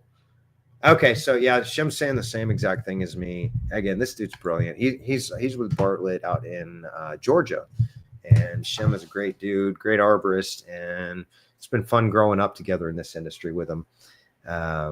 Consider supplementing the weak leads with cables to support the unions with bark inclusion. That's that narrow branch union I was talking about. Is he's calling it bark inclusion, and that's what it is. Is bark gets in there, and that bark is not a structural material, so very, very bad. Make sure you get that pruned structurally and kind of remediated in that sense, because otherwise you got kind of a structural ticking time. What's a good alternative for the BOMB word? Because I know Google's going to flag me. What if the pests are people? Yeah, no, it's so true, JK. Is oh man, people are so bad for trees. And like I can't tell you how many times, like, just over management and over caring is what unalived the tree. Excuse me. I did it again. All right. David asks, hey, I have a pile of trees needing cut up for firewood. I can split them myself. Any recommendation in here? Colais area. I don't know what that means. Worked out fishing day trip. I don't blame you. Hopes this post is okay on here. PM on Messenger if it suits. Hope this post is okay here. Thank you. I mean, there's an old Northern expression. They say chopped wood twice heats is you get to burn it, which that's going to generate heat. And also your arms are going to burn afterwards, and that's generated heat. So, yeah, I'm all for it. My grandfather had us kids out at age 10, 12 chopping firewood, and praise God, that, I don't know, taught me good work ethic. That's a good thing. So yeah, get out there and get some exercise. I also, by the way, I call it dude therapy. Is just get out there and go do dude things like chop firewood. It's fun. It's ladies, that really is therapy for us, I promise. All right, so Anonymous asks, we bought a house with a large, very old but healthy oak tree that was about 10 feet inside our property line. A few arborists have estimated Yeah, 100 to 150 years old. That's cool. A few dead branches here and there, and one of them extended across property line. Otherwise, it fully leafed out every year. Anyway, a new family bought the house adjacent to the property line and cleared the land right up to the property line. No, I hope you're not going there. They appear concerned with the tree, walking back and forth, pointing to it, even though it is nowhere near their home, which is well away on their 5-acre lot. The tree is out in the open, poses no risk to anything. My question is, I saw the couple out in a rainstorm on the ground with a drill and hammer near the but on their side of the property line, maybe 15 feet from the tree trunk. I couldn't really see what they had or what they were doing, but they appear to be hurrying to do something. There is no infrastructure for their lot out there other than maybe a septic drain field, which actually is good for trees. Could they have poisoned my tree in this manner? Yes. Actually, the tree oak, that's exactly what they did. They dug under the ground, they drilled holes, and they poured bleach in. I think it was bleach. Because the following season, the tree showed sudden decline. Oh, is this how someone would poison a huge old oak tree? Yes, it is. Here's the problem, though, and I do expert witness work and litigation type work and property disputes. We deal with, like, most of the time is we just need to have a conversation with the neighbor, with both parties, because the tree affects both parties. It's very important. Even though it may be your tree, they actually have a right to do just about anything they want on their side. However, if it does kill the tree, they can absolutely be held liable. The problem is proving it. So you'd have to have more than just, and I'm no attorney, this is not advice, I promise. But in my humble opinion, I do not believe that would stand up in court, your word against theirs. You definitely maybe consider putting a game trap out there and see. And also get some biochar. Biochar is really cool stuff. And if they did get any of that outside of the tree itself, then that can soak up all the toxins and all the poison and everything. Yeah, JK says, good Lord, I'd sue that neighbor to pieces. Some of the things I've seen is ridiculous. Just absolutely ridiculous. People, and it's like, why can't we all just have a conversation and come to a mutual agreement? Because again, the tree affects everybody involved. So just keep the tree and figure it out together, and there's almost always a happy medium. All right. So Riggs says, tree company said to take the tree down. I don't want to give up on it though. Sycamore tree. Ooh, yeah. I see what you mean. Oh, that's nasty. Hold on. I'm going to zoom in here. You've got almost what looks like horizontal cracking. Now, correct me if I'm wrong here, Riggs, but if you do have, what's that? Oh, Christmas lights. Oh, Lucas is saying they're Christmas lights. No, not those. I don't know. Those look like horizontal fractures. On cracks, whenever you see cracks, if they're going vertically up and down the length of the stem, then it's usually okay. A lot of times that's the tree twisting, so you might have to do some structural pruning to lighten the load a little bit. But sometimes that's like actually the tree twisting. It could be lightning strike, but those horizontal cracks, totally different ball game. If you got horizontal cracks, yeah, it's probably best to go. But again, what's the likelihood of failure? And then not only that, but what are the consequences? And it looks like the consequences may be great.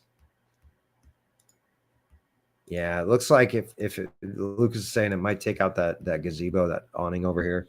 Yeah, I always hate to condemn a tree, especially online like this, but that looks like kind of a ticking time, combustible device or whatever. That doesn't look good, Riggs. I'm sorry. You might be able to, it does look like that's a high foot traffic area, so you might be able to get some trunk injections in there, do some serious canopy reduction, like serious, like more than you feel comfortable doing, and then giving it some trunk injections with some extra nutrients to compensate that, hitting it with a lot of molasses and humates, a lot of seaweed extract, not too much if it's getting too hot, and see if you can stimulate some of those latent buds on the trunk and the lower branches. You might have a shot, but honestly, that's not looking so great with that cracking there. And even up in the upper canopy, it was kind of declining up in the very top here. So yeah, I think you got a lot underneath there, and it looks like y'all spend a lot of time out there underneath that tree too. So if you do try to keep it, make sure you get somebody that really knows what they're doing when it comes to tree structure.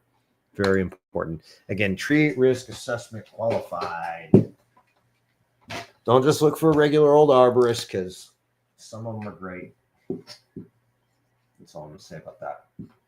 Track qualified, or honestly, most BCMAs deal with the same level of knowledge as this. So I'm going to go out on a limb here, get it, and say that a good registered consulting arborist is going to have that same level of expertise as the track guys, along with a BCMA RCA. The RCA is going to have about as much, but that's going to be, if you get a regular certified arborist, that is going to be the qualification you want them to have. Very, very important, especially on a tree as hazardous as that one you're looking at. So moving on. Tanya says, my late grandfather was a forester. I remember him showing me how to estimate the age of a tree with an increment borer. Oh, wow. What is it? But is it possible to estimate the age of a spruce just based on the photo or a video? The spruce grows on the edge of a peatland area in southern Finland, and for some reason is one of my favorites. I can appreciate that sentiment, actually. Even I can see its life has been hard. The growth has been slow, and the tree is fairly old. But how old would you reckon it might be? Yeah, if it's been under a lot of stress, then that could easily be a 100-plus-year-old tree. Some of those spruce out there, especially like, I don't know Finland like at all. Showing, okay, so increment borer, by the way, you guys, is a really cool tool that I don't recommend. It's kind of a catch-22. You want to know the age of the tree. So how do you check it? You drill into it and push all past those barriers and push all that fungus way down into the heart of the tree. And so, but you do pull out a plug. You can count the rings, just like you've seen on the cookie slabs of trunk tissue, and you can actually count the rings right there on that little plug that comes out of the increment borer. But I don't recommend it. I was watching a documentary, and this guy's like, oh, this might be the oldest tree on the planet. So what are we going to do? We're going to drill into it, y'all. And so I'm like, no, just keep guessing. Just keep guessing. There are kind of some formulas that U.S. Forest Service and some other guys have come up with, where you take what they call the growth factor, you multiply it by the growth factor. So, for example, live oak is a very slow-growing tree. Post oak is a very slow-growing tree. We have a tree that we got registered as historic as a means to stop them cutting these trees and about 280 others down. And so we estimated it based on that growth factor. And then one of the trees fell down. And guess what we were able to do? We were able to confirm, I guess, between 140 and 160 years old, and it turned out to be 144 years old. So yay, I win for once. But there, you can estimate it, but honestly, it's just so hard. And once you get into those ancient trees like that, oh man, it could have had a century where it was slow growing and just conditions were not favorable. So I think you got an ancient tree there of some sort, just based on what I'm seeing. But yeah, it's your guess is as good as mine. What you could do is just look up growth factor and then the name, whatever kind of spruce that is. I don't know spruce that well. And then just Google it or Chat GPT it or whatever, and just apply the math and see based on the trunk diameter. It's not a science by any means, but you can take an educated guess. And sometimes I get lucky and I'm right. But other times is why we wear hard hats. So hi, Brian says, hi, everyone. Okay, Staples Technical. Okay. Hi, everyone. Love my yard, but it's kicking my butt. The latest issue I have is this 2.5-year-old Brandywine maple in the front yard. After I cleared the mulch, I noticed numerous root tentacles above the ground. Yikes. My question is, should I snip all the exposed roots and add more dirt or leave it as is? My understanding is deep roots don't develop as well under these conditions. You're absolutely right on your understanding. Yes. So what I would do is you got to expose that root flare for sure. Not necessarily to remove. Yep. But you've definitely got to get that root flare exposed. You probably want to put that mulch back on there, but don't put dirt on there. I agree with Shem. I think just let them dry out and die on their own. The tree will adjust accordingly and put out extra roots. Expose the root trunk flare confluence a bit more. Yep. I agree with you once again, Shem. Yeah. See, that's got to be exposed a little bit more. What's Lucas was asking? What were you asking, Lucas? Hold on, yo.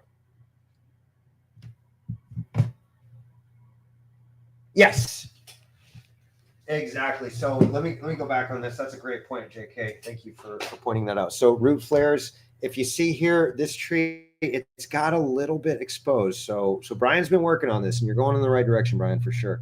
But let me show you what you really want to see on any tree. You want to see it flare out real nice and good. No, we're good. I got it switched over. All right. So you want it to flare out right there. So if you think of like a wine glass on a dinner plate, I don't have anything as an example, but like essentially a tree is going to have wants to put out a net in the soil. Most of the resources, trees are made of air, and I've got a whole holistic tree care presentation that I do. But essentially, trees are made of air. We've known that for hundreds of years, and it turns out all the research points to that. And the modern scientists, all our brilliance, we're just codifying what they knew 150, 200, 300 years ago. And so, and we've got written documentation of that, by the way. So essentially, tree roots want to be near the surface. So that's what's going on here in your tree, Brian, is the tree roots want to be right there at the surface. So they're coming up for air, literally. And that's where all the resources are. So they're forming this big giant net. Now, nature is always wanting to go for the path of least resistance. So what it's doing is it's going for that. So if you're a fisherman and you cast a line, you're going to catch one fish. But if you throw a net, you're going to catch them all. So that's exactly what a tree's root system is designed to do. Is it's designed to go and spread that net to capture as many resources as possible. Believe it or not, I think it's 85% of the fibrous tree roots are in the first 6 inches of soil. So that tells you a lot. So that's what the tree is doing. Now, those are the microscopic, the feeder roots, if you will. Those are really cheap for the tree to put back, if you will, if we're looking at it from a resource standpoint. But I think you're going in the right direction here. You can snip them or just let them dry out and desiccate on their own. But definitely put that mulch back and just make sure not to put dirt on top of that and just let them do their thing, and the tree should be fine. I would also take that ring out there, by the way, the stonework you got, because that's just going to be a barrier for the tree roots to grow. Hope that helps, Brian. We're moving on. How many we got left?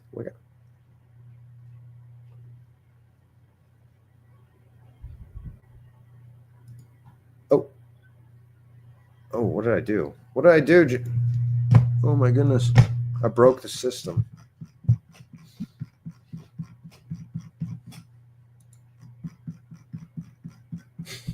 Something like that. Oh my goodness, y'all. I'm going to have to do this in 2 sessions. This is getting late. It's past my bedtime, guys. All right.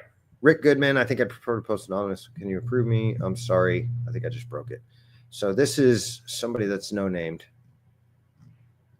Hello, I live in the Midwest. I'm inquiring about the issue that is evident in the pics below. I have many bushes like this on my property, but one in a cluster of 3 appears to be rapidly taking on what seems to be maybe a pathogen disease. I'm not sure if this pathogen disease is the issue, but my picture of this plant identifier app shows this as the culprit. Yeah, y'all, by the way, I will actually recommend that as well. Picture this is a great app.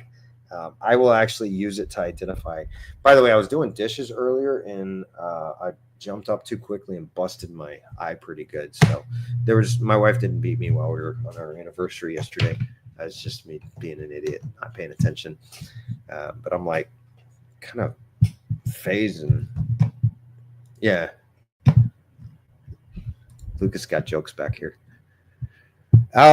You've got it right next to, where are you? Midwest US. I wonder if you have like de-icing salts, maybe, because it looks like it's only on that one side, right against the sidewalk. I would suggest maybe it's not a pathogen. Maybe it's more of like some sort of phytotoxicity, but I'm not seeing any of the other trees. What I do see is that's the closest one to the sidewalk. And being in the Midwest, I know sometimes y'all do use de-icing salts. We don't have that problem here in Houston. It's friggin' hot, y'all. But I would suggest maybe it's not a pathogen. I think maybe that's abiotic, meaning non-living. So something going on there. It could be just the heat island effect scorching those. And I would be willing to bet money it's maybe did you get it pressure washed? That might be another question I'd ask. Hope that helps. North Carolina, only tree doing this out of 43, planted a few years ago. That's good. 3 to 5 years is generally how long it takes for a young tree to get established.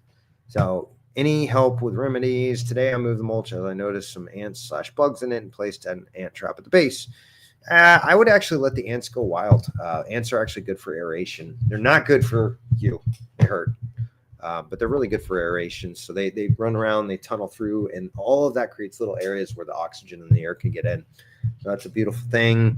And I encourage most of the critters, as long as they're not eating the tree. I would suggest maybe that's the one out of many that was planted the worst, and it's just taking the biggest brunt of the damage. I would try doing this. Let me post this for you.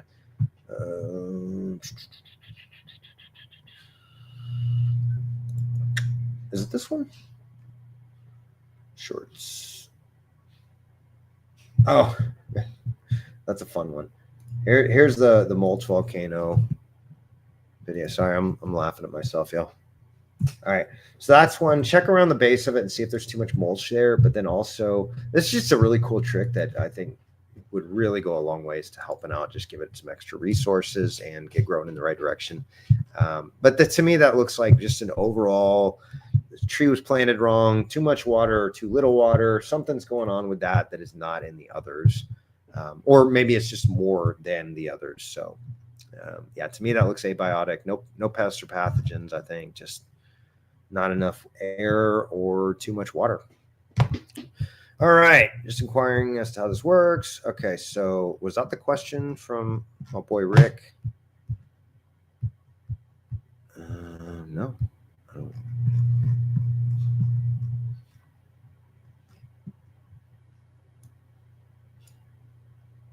Okay. Yeah, just inquiring as to how this works. Put your question up there as I see it. Somebody should answer it in about a week or two when they get around to it. Yeah. Sorry, Dave. I know we're slacking. I'm much better at getting y'all's questions during the winter, by the way. So that's when I do a little radio program here in Houston, and we broadcast all through Texas. And that's like, I'm never on the air. This time when I need to be on the air teaching you guys, I'm not, because I'm just slammed. And they're like, hey, can you come on this month? And I'm like, probably not, y'all. But anyways, moving on. Nikki says, anyone on here specializes in fruit trees? My dad is struggling with his peach trees. The fruits get spots. Sometimes the leaves look brown or black, like they have fungus. Oh, goodness, that's not good. Yeah, so you probably do have some sort of fungal pathogen. Fungus is really common on fruiting trees, especially like foliar fungus. But like we have one, was it pecan scabs? It just ruins the pecans here, and it's part of why you have a pecan. And so it's a lot of times it's a fungal pathogen. I see some critters chewing on it too. You might want to try some neem oil and orange oil, and also make sure it's not getting too much irrigation, because a lot of times that extra irrigation will be actually causing the fungal pathogens to just grow wild. So give that a shot. Microlife actually has a wonderful product that is specific for fruits, fruiting type products. And let me pull it up. I'll give you a link.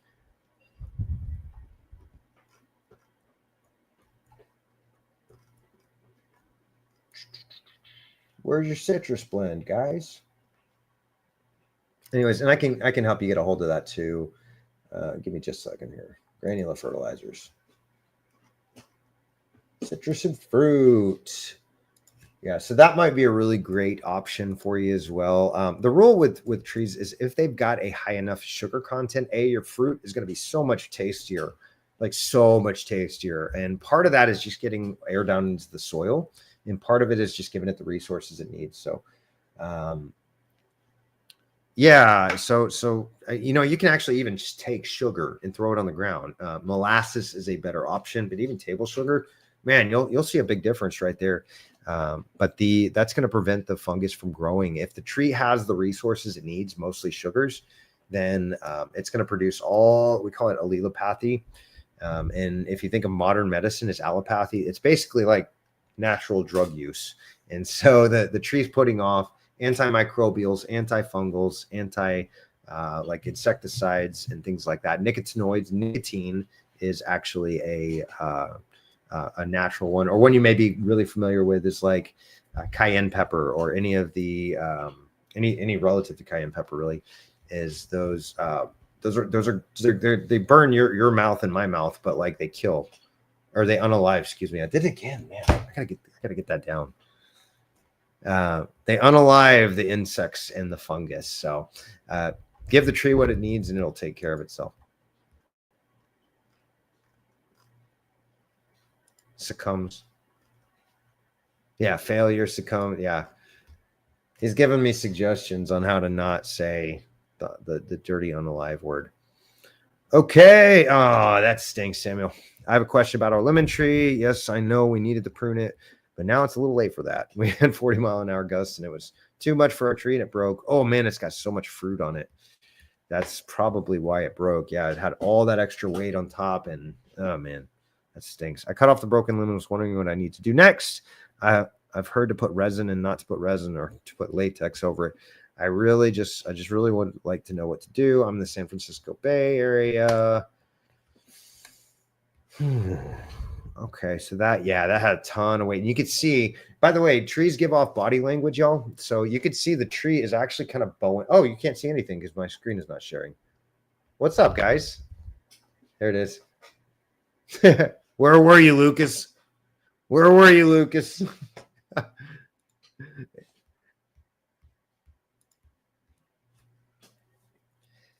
So there's actually a really cool, actually, Lucas just said something. I was thinking, man, before you cut it off, I wish we talked, because I might have been able to pull that back together, or somebody, you might have had to pick some of the fruit off it to get the weight off of it, because that was going to be super heavy. But that might have been repairable, actually. At this point, there's not a whole lot you can do. Fortunately, you've got those other branch unions, but the tree's going to be really weak structurally right now. And so you want to make sure to lighten the load up here quite a bit. Get rid of a lot of that weight on top, and that's going to be critical, especially with the fruit on it, because right here you've got that super weak spot now. Where is it? I just saw it. There we go. So it's going to be super weak on both of those points. So both of those limbs need some serious weight reduction. You're probably going to lose most of your fruit crop. I'm sorry, but if you want to keep the tree, I think that's what's got to happen. I like a product called Lac Balsam, but again, I'm gonna post a blog. Did I do it again? Okay, we're good. We're good. I'm going to post a blog about kind of a home remedy. I got to come up with a clever name for it and then package it and sell it, I guess. I'm not good at doing these things. I just kind of fly by the seat of your pants. Trees taught me that. There's a tree joke in there somewhere. So there's a really cool book called The Body Language of Trees. And what was that, Christy? I'm drawing a blank on who wrote it, but awesome book. And essentially it talks about how trees don't talk. So as tree doctors, we have to come in and we have to look for like body language, stress symptoms, things like that. And so right here, when I'm looking at this, you can almost see the canopy is just kind of opening and separating, where you've got all that weight on the right side here in the picture we're looking at. And the left side, not so much, but that right side's what broke. So that would have been a kind of an early warning detection system sign that I would have looked at and said, we might want to do something about that, y'all. So I'm sorry that happened, but definitely you've got to give it some extra resources. I'm going to post that same MicroLife link. Honestly, man, I wish we talked beforehand, because we could have put that back together. What was it? Humpty Dumpty had a great fall. All the king's horses and men couldn't put Humpty together again. But they didn't know arboriculture like we do. So anyways, man, that really stinks, Samuel. I'm sorry to hear that, see that and read that. But I think your best bet is going to be some serious weight reduction. And I'll post Lucas, remind me when I write that blog, I'll post that up and drop it here as a post. And then we'll go back and find you guys and put a little home remedy, tree juice or something. I don't know. What are we going to call that, Lucas? We got to figure that out. All right, we just put this tree in the ground. It has a powdery looking whiteness on the leaves. Any idea what to do? To me, that looks like powdery mildew, actually. It's a fungus, but it's essentially a fungus that grows on the fecal matter of insects. So you've got an insect problem and maybe a minor fungal pathogen problem. So I would try to use some neem oil. And again, just kind of, let's do this picture, because that's going to be, or this one. Oh, yeah. Oh, man, I always forget to say that. Get those rocks away from your tree. They're going to create a heat island effect. So that is really bad for it. And right now we're getting into summer, and I don't know where you're at, but does it say on anonymous? No, it doesn't. We're getting into summer, and I think, what's that, Lucas? Yeah, rocks are no good. No good for trees. Trees will grow around them, but if you think of trees that grow around rocks, it's usually like tiny little desert pines that get about 10 feet tall. Beefy, burly, maybe 20. I don't know, but try some neem oil to suppress those. And actually, Dawn soap works great as well. Y'all would be shocked at how many problems I've resolved with just silly little Dawn soap. My wife, it drives her nuts because we're allergic to whatever new fragrance they have. So I'll take the old bottles that we have of the original scent, which we're not allergic to, and they changed it. Now they messed up our lives. So we got all these chemical sensitivities. And so they changed the formula. I went and took some, just a couple drops, and man, I didn't. I'm not going to do that again, y'all. I'm going to get the green stuff, the apple flavored or scented. All right. So Linda asks, can someone please explain what's happening to my maple tree? Looks like it got cut down right there. Am I missing something here? Okay. That's more like it. Okay. So you got a rock. I don't know what that is. Oh, maybe it's the leaves are what we're looking at here. Okay. So leaves are wilty and not looking so great. Show signs of leaf scorch or stress. What's up, Jeremiah Joseph Hammer? I remember you. This guy. All right. So I think you pulled that from AI, but you know, A for effort at least. This guy is like a legend in town I was in for a long time, McKinney, Texas, up north of Dallas, and he's a really cool guy. Oh, Lucas says there's more pictures in the comments. Let's check them out. But yeah, I think you've got a nutrient issue as well. Oh, okay, cool. This was one of those that you were talking about. Okay, so we got root flares right around a rock. Boulder's not ideal, so the tree's going to have to grow around and work around that. You do have a girdling root here as well, Linda. So that'll have to be cut out. But those aren't the holistic problem that's causing this. To me, it does. I agree with the AI or Jeremiah. I think you've got some sort of stress-related issue going on here. The main thing. Oh, and you've got a new sidewalk too. I wonder if that plays a role in this. And that building kind of looks new too, although you could just maintain it really well. I'm not sure, but where are you at, Jeremiah? Okay. Visual indicators, brown curled leaves at the edges. Yeah, that indicates usually a water issue. Yep, hydration, stress, root system may not be getting enough water, especially if planted in turf or compacted soil. Like we done been telling y'all. Robots and Jeremiah got it right. Recent heat, wind, or sun exposure accelerates transpiration. You also have that slight heat island effect from the metal building and the sidewalk. You're also a little bit chlorotic there too. Nutrient deficiencies, magnesium, potassium deficiencies can cause marginal leaf burn. That's true. Not common, but soil would confirm, look for imbalanced NPK ratios. I would actually look for an imbalanced carbon to nitrogen ratio more than anything. So if you can get a soil sample from these here guys, hold up. Just find your state's local, find your state's agriculture extension and reach out to them and see if you can send them some soil samples. I'm curious to see what the nutrient levels are going to be as well. Let's see what else he says. Pathogens, less likely here. I agree. It's not, to me, that's all abiotic stress symptoms. Check for dark streaks under the bark, sap oozing, or fungal spotting patterns. If anything, that would be a secondary pest that's taking advantage of a stress tree. Insect stress, minor chewing damage. I don't think that's stressing the tree out at all. You do have some chewing critters, but that's minor compared to the nutrient and overall stress. All right. So I hope that helps, Linda. Let me know if I can help any further.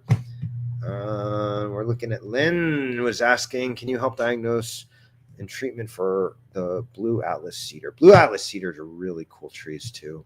Whoa, is this what burrowing beetles looks like? Yes. Oh, it's posted twice. Okay. Looks like bird damage. It is bird damage. Yeah, Dave says it's bird damage. He's right. That is sapsucker. That's classic sapsucker. That's not a boring insect. Boring insects are usually more sporadic throughout the bark, and they're all over the place. This is like in straight lines and up and down. Usually they go horizontal, but that one looks like it's going vertical. And then something, and man, it looks like they just tore that tree to pieces. So, yeah, I'm calling birds on that one. Really, you just want to like give it that tree wound dressing I'm going to give you guys later at some point in my life. And I was actually planning on doing that this weekend. And so I'll post it here and just seal it up a little bit, give it some extra resources in the form of microlife, and we'll say our prayers a little bit on that one. It looks like a young tree too, so it should be pretty resilient.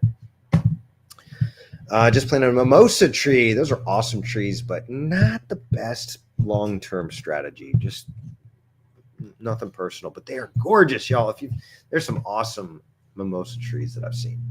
Okay, it was vibrant. I planted correctly and watered the well. This morning I noticed dry and yellow leaves, and I read newly planted need to be kept moist, so I trickled water in the well. Now this afternoon, more leaves were dead, falling off and more yellow, unalived, excuse me.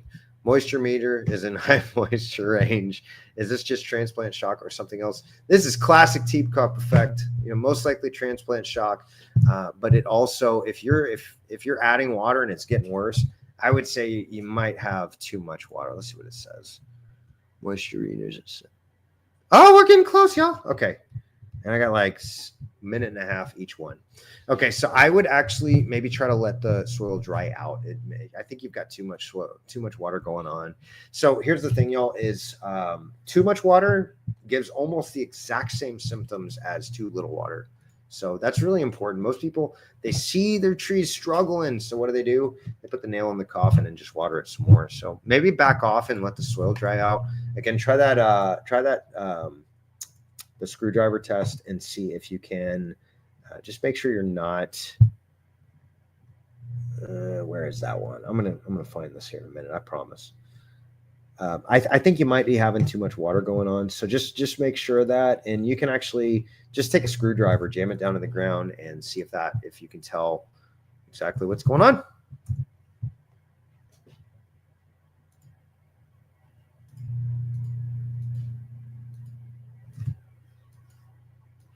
Yeah.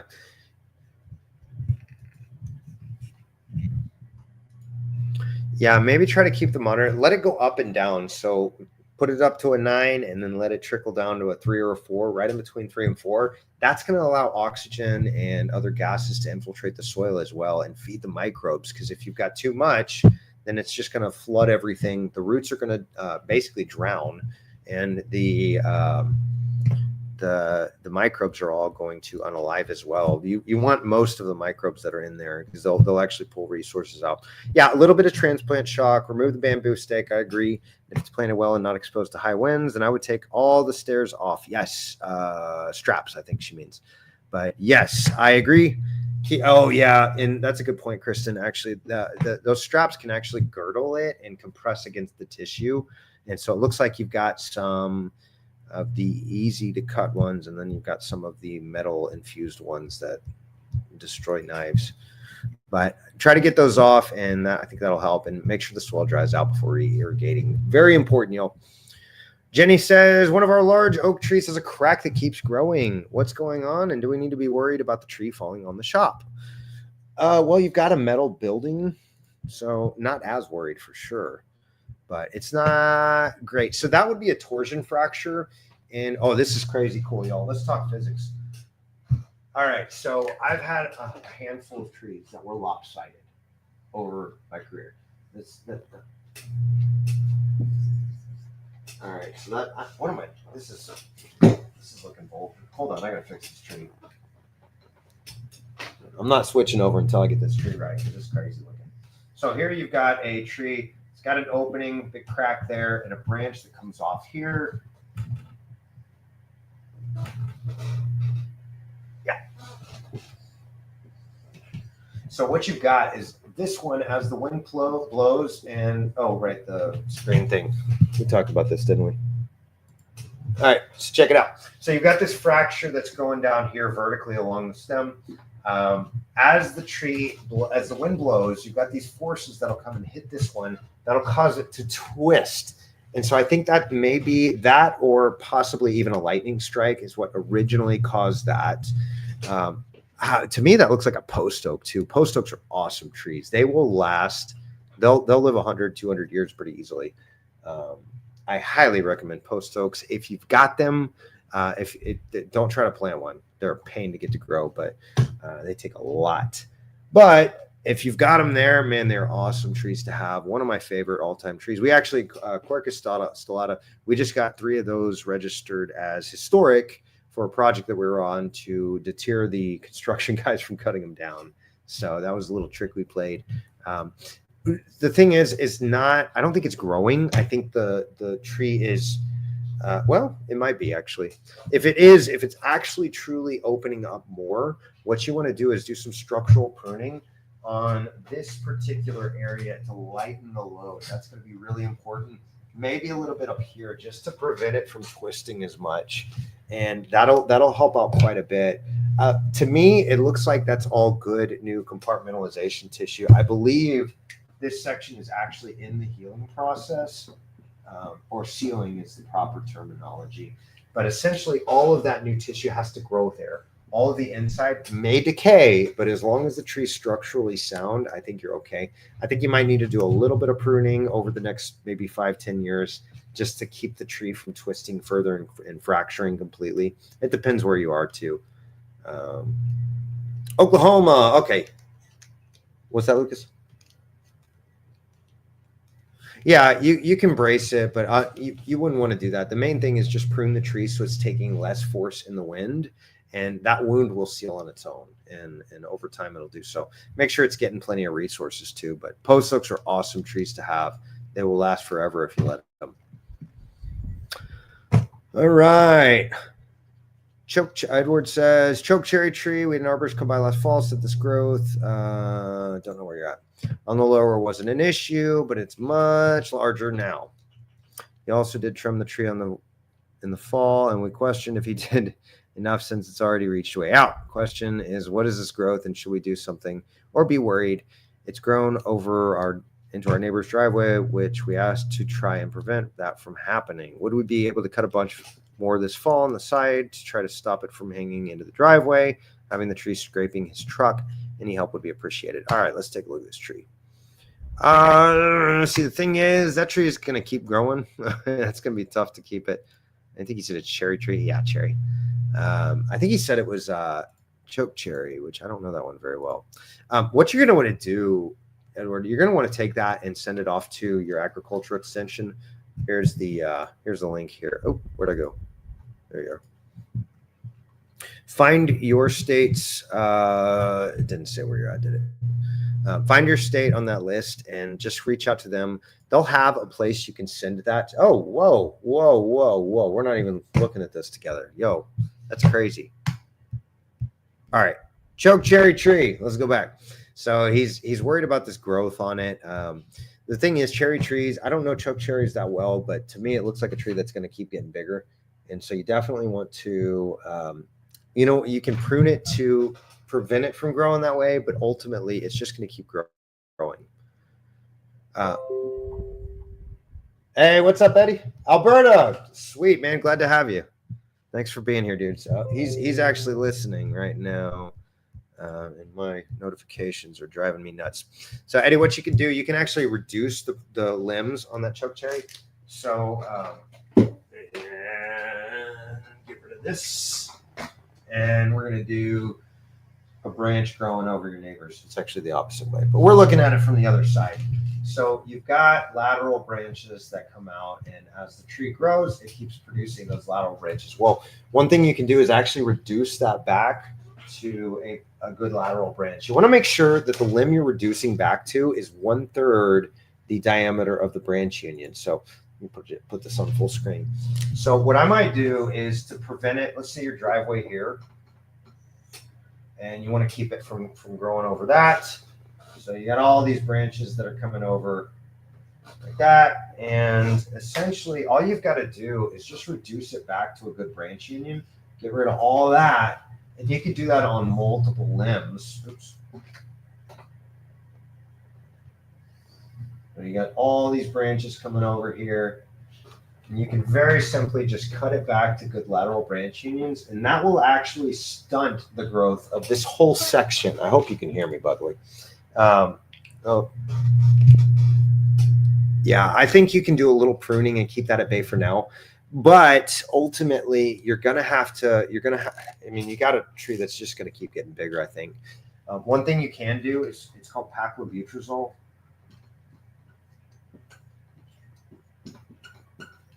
And you have to get a certified arborist or better to apply this stuff.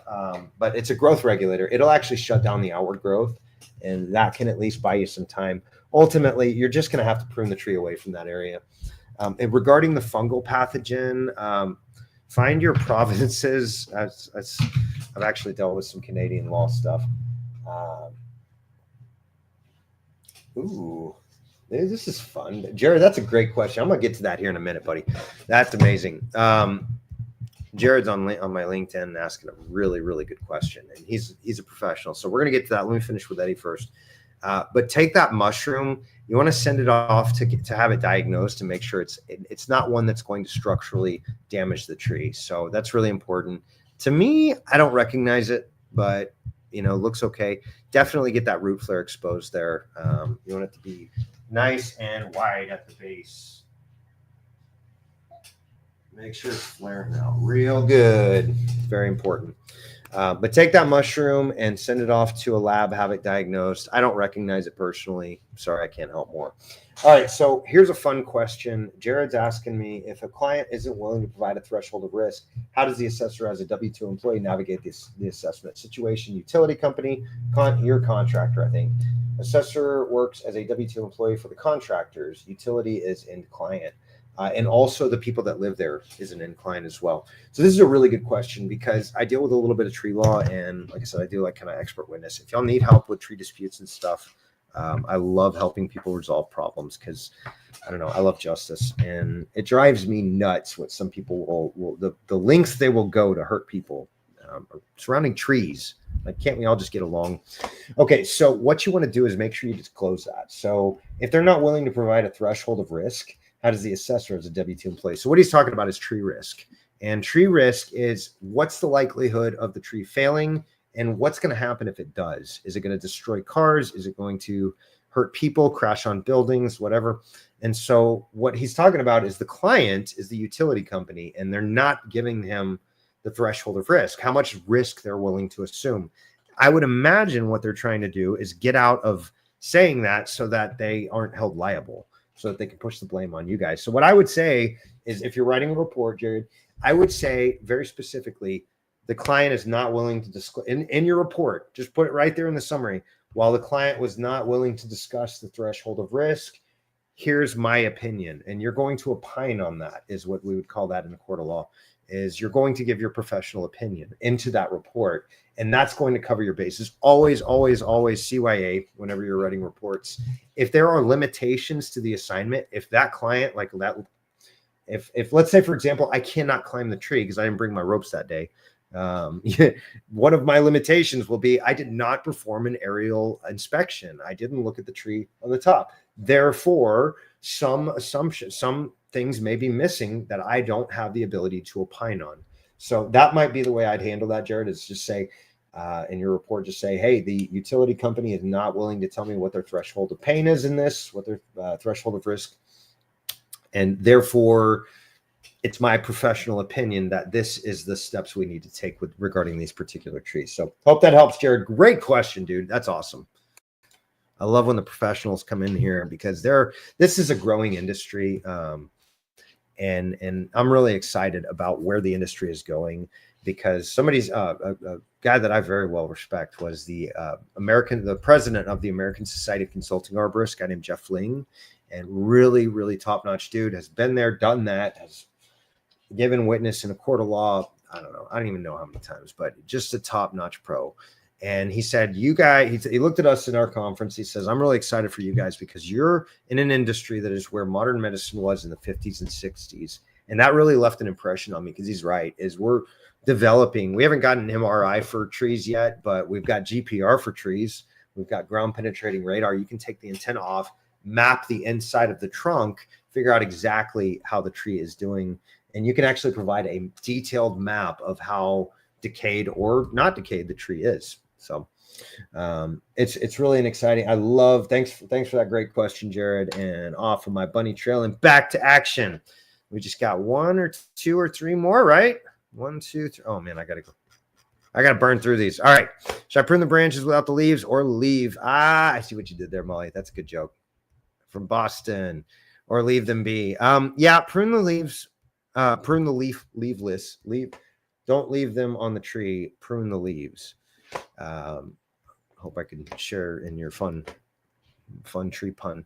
Yeah, I'd get rid of them, but I think you got a bigger problem here, Molly. You've got the tree's not doing so hot. It's a newer tree, and obviously you put some stakes out. You're trying to get some of the grass to stay away from it, but he's really struggling. I would do that vertical mulching, I think, or radial trenching rather. I think that's going to go a long ways in keeping this tree growing, because if it can get established, young trees are so much more resilient than big trees. I see so many like 100 and 200 and 300 gallon trees being planted, and then very shortly after they go into decline. They take a lot of transplant shock, like Kristen was talking about earlier. So yeah, do that radial trenching, Molly. It's really simple. You might need to go spend $40 at Home Depot for a shovel, and maybe another 15 on compost. Hope that helps. But yeah, definitely prune back the dead tissue. But what you can do, let me caveat that. It's called the scratch test. So take your fingernail, scratch it, preferably underneath the, we get real fancy here. Yeah, I got you, dude. Jared's, oh man, he got disconnected right after we posted that. That's all right. Actually, if you look in there, I don't have time to repeat it, but yeah, let's talk afterwards, because that was a phenomenal question, dude. I really appreciate you doing that. But getting back to Molly's, is scratch the underside of the leaf of the branch union, or of the branch rather. And if it's green, it's living. Go ahead and pump some molasses or humic acid, and maybe some seaweed extract and fish emulsion, rock phosphates, things like that. Give it a little health boost. Don't use chemical fertilizers, because you'll bury it if you do that. But give it a little bit of extra, and make sure it's not flooding in that area. But I think you've got maybe it planted too deep. I'm really not able to tell very well. Let's see. Yeah, the root flares, I can't see them. That doesn't mean they're too. It may just be the grass in the way. But see if you can post a few more pictures up closer, and try that radial trenching. That might go a long ways. So. All right. Janie says our red oak tree has these white hard fungus at the base of it. Does anyone know how we should treat the tree? Oh, that almost looks like a disease, a fungal pathogen called Inonotus. I'm going to embarrass myself here. Hold on. Oh, yeah, right. We need screen share.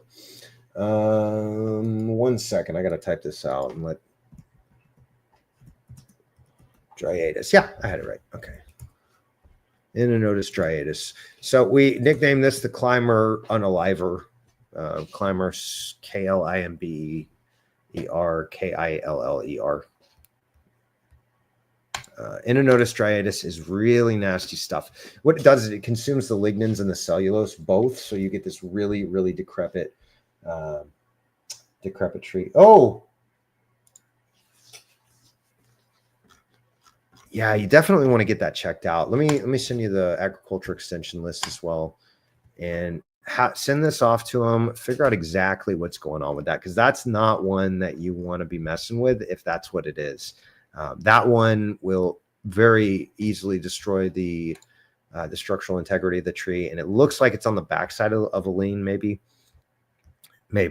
it's hard to tell, but not a lot to go off of there. But I would definitely figure out what exactly that is, because if it is what I think it is, then you might have to remove the tree.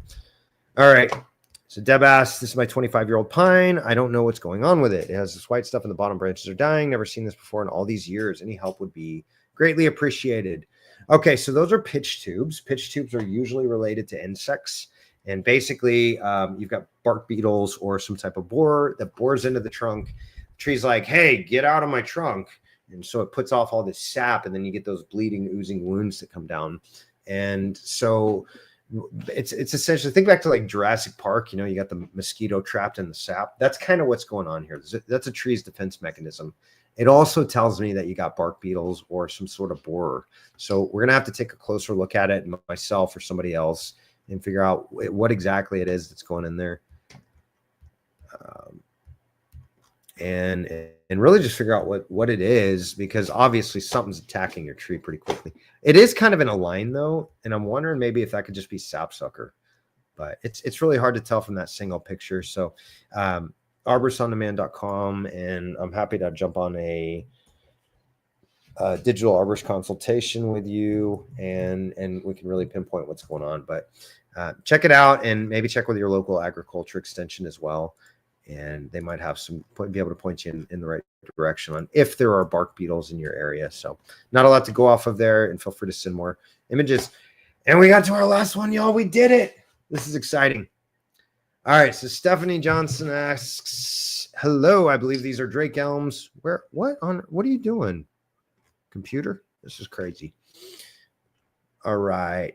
I believe these are Drake elms. As you can see, they're forked at the bottom. Should I use a bungee cord to keep the limbs growing upward, or what is your suggestion? No, I would actually reduce some of those in expectation of eventually getting rid of them. What you don't want is the tree to pump a bunch of resources into that.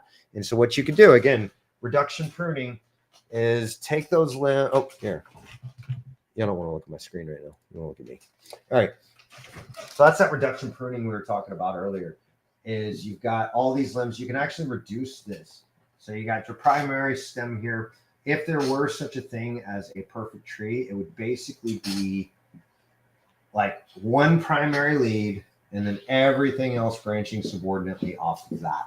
And of course, some trees, they just don't grow that way. So they grow more wide than they do up. It's X current versus D current growth are the technical terms. So you've got Drake elms do that. They produce those really narrow branch unions, and it looks like maybe even right from the base. So you want to eventually get rid of this tree altogether, this limb altogether, but not yet, because it's a young tree. You want it to photosynthesize on all those leaves. So what you want to do is just very simply reduce the branch height, maybe back to here or wherever. Just get rid of that portion. And then what that'll do is allow the tree to keep most of the leaves up there and continue to photosynthesize and produce for the tree, while at the same time not losing that. And also it's not going to put a lot of resources into that. So it's going to push more growth upwards, which will eventually create that more of a perfect type tree, which is basically a pyramid shape. So a little bit of structural training that needs to happen. One of these days, I'm actually going to do a video specifically on training a tree structurally, and we'll be sure and post that here to this page, this group. So that's it, y'all. Thank you so much for being here. Let me talk to Jared one more time. If you're still with me, Jared, I hope you are. So he asked a really, really good question. He says, if a client's not willing to provide a threshold of risk, how does the assessor as a W-2 employee navigate the assessment? Situation is a utility company. He's a contractor, it sounds like. Assessor works as a W-2 employee for contractors. Utility is the end client. So that is, man, such a great question. Actually, let me go to LinkedIn real quick. I haven't even looked at LinkedIn to see what I'm doing here, y'all.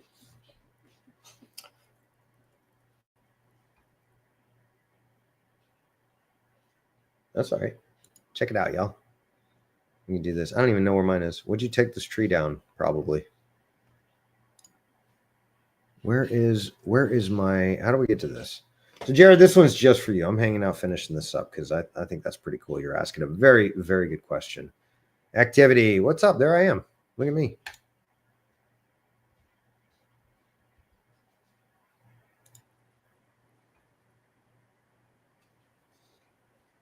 That's all right. Okay. You can do this. I don't even know where mine is. Would you take this tree down? Probably. Y'all can hear it. Okay, I wanted to show you this. How do we get to this? Let me zoom in a little. Jared, this one's just for you. I'm hanging out finishing this up because I think that's pretty cool. You're asking a very good question. All right, so Jared, activity. What's up? There I am. Provide a threshold of risk. A threshold of risk, Jared, is you understand. Oh, you're very welcome, Stephanie. Glad to be here and hang out with you. Thanks for sticking with me through all this. And yeah, thanks for being with me. But he's basically asking. Do this. I don't even know what contractors. He's a contractor for a utility company, working for W2, working for. Y'all can hear it. Okay, I wanted to show you this. How do we get to this? Let me zoom in a little. Jared, this one's just for you. I'm hanging out. Basically, the utility company's trying not to say very covering their base. All right, so Jared's asking trouble. There I am. And so if they say, well, understand. Oh, you're very welcome, Stephanie. Glad to be here and you have to hang out with me. Thanks for sticking with me through all this. No risk whatsoever. And and they do sometimes say that. But it sounds basically asking the contractors to he's a contractor for a utility company working. And so what they're doing is trying to set Jared. Y'all can hear it. Okay, I wanted to show you this. Jared, this one's just for you. I'm hanging out. Basically, the utility company is trying not to say very covering their base. All right, so Jared's trouble. There I am. So if they say, but essentially they're going to try to pass the line as long as they can. And so what they're not telling you is what they're fresh. Yeah, and they do sometimes say that. What level? It sounds basically asking. So they're trying to get contractors to try it out. And so what they're doing is trying to set Jared. Okay, I wanted to show you this. Now they got you. Jared, this one's just for you. I'm hanging out. Basically, the utility company is trying not to say very covering their base. All right, so Jared's trouble. There I am. So if they say, but essentially they're going to try to pass the line as long as they can. And so they're not telling you is what they're fresh. This is an awesome book, and I highly recommend you get it. This is all about writing reports. And essentially, what it tells you is the things you need to put in the report and the things you don't need to put in the report. And one of these things is you want to define what they are going to tell you or not. So we call them limitations to the assignment. So essentially, your assignment is go report on the tree. Whether that's your document, whether you're basically just going in and like marking them, inventorying them, surveying them, or whatever, or they're having you write up a report on like tree risk assessment. Maybe I don't know what's going on, but it sounds like they're trying to get you to slip up. So what you want to do is you want to disclose that. So one thing, let's say a limitation to the assignment is I do a lot of digital consulting. Well, one limitation that I have to write in my reports is I didn't perform a site visit. I'm going off of what this other arborist checked out or what the client's telling me or whatever. I have to disclose that. And obviously, I try not to throw my client in the bus. So I make sure I word it carefully. And you'll get used to that. The more you do reports and things like that, the better you'll get at covering your own butt and your client's butt. But basically, you want to make sure to disclose that as a limitation. So when you're writing your report, you've got your summary, you've got your assignment, you've got your limitation of assignment. It's very important. So if I wasn't able to climb the tree because it's too structurally unstable or it's too close to the power line, you got to include that. Write it in there as a limitation. Don't boilerplate the limitations. Do not just copy and paste that text. You want to make sure that's custom written for just about every single assignment. Because when you write down the assignment, it's going to say, client wants me to observe and report, client wants me to determine what the level of risk is, etc. But if they're not willing to let you know the risk, you need to list that as a limitation to the assignment. That's going to be very, very important, and it will cover your butt. I've actually had it happen where they're like, the attorney's trying to grow me, and I'm like, yeah, but I said that was a limitation. We already talked about that. Why are you asking me? And they looked like a fool, and it worked out in our favor. So, yeah, just be sure and cover your butt. Whenever you're doing these things, try to look at where the curveball ball is going to be thrown and what can you write into your report to avoid that. So I hope that helps. I hope that's what you're getting at. Shoot me a message if it wasn't, and maybe we can define this a little further. But again, you guys, thanks so much for being here. Had a blast hanging out with you. Dead tired now, but it's great doing these things. Love all the questions, so keep them coming. And if you got friends and neighbors, feel free to share this group with them. I do own a little consulting firm. We're called Arborist on Demand, and we do mostly, think of it like telemedicine for trees. We do mostly digital consulting. I've worked everywhere from like right in my backyard. My neighbor across the street once. I had a friend that really close friend and his wife was walking down the path. And after a hurricane, they didn't clean up the dead limbs, and one of them dislodged and smacked her in the face. So I've worked with close friends all the way to like I've got NASA Johnson Space Center as a client of mine. I've got a couple clients in Toronto that we're working on some litigation cases for. One in Dublin, Ireland, numerous places all over the U.S. And I love teaching this stuff because I spent 22 years climbing and preserving and trimming and trees, and I like to think I've learned a thing or two in that time. And quite frankly, I'm not in a place where I should be climbing trees very much anymore. So I leave it up to you, young guys. So for those of you that have trees and just love your trees, I want to provide this as a resource to be able to help you just make good decisions with your trees. So it's arboristondemand.com, and we do digital consulting. I try to make it very cost effective for you and as effective, really just provide great value for you. Because your trees are very important to you, and I realize that. And for the next generation of arborists, I try to teach y'all as well. Because quite frankly, we really are in a cool industry, and it's a great time to be an arborist. And the technologies, some of y'all are it's blowing my mind. Some of the things these guys are coming up with. I met a guy from UK that is actually taking 3D renderings of fungus and using those as a data source to send off to various universities that can then go do research and do demonstrations using 3D rendering. So really is a cool industry to be a part of. And again, for those of you that are homeowners and tree lovers, we really appreciate you guys as well. So find us on the web if you need help with your trees at arboristondemand.com. I teach this stuff on YouTube. So it's Arborist on Demand, yt.com/Arborist on Demand, capital A, capital O, capital D. Or you can just search for us. And I'd love to have you guys come subscribe and come hang out with me on the tubes of you. And we'll learn about trees together. So with that, I'm calling it a night. I'm going to go sleep. Great to see you guys. And thanks again for being with me. See you next week. Bye.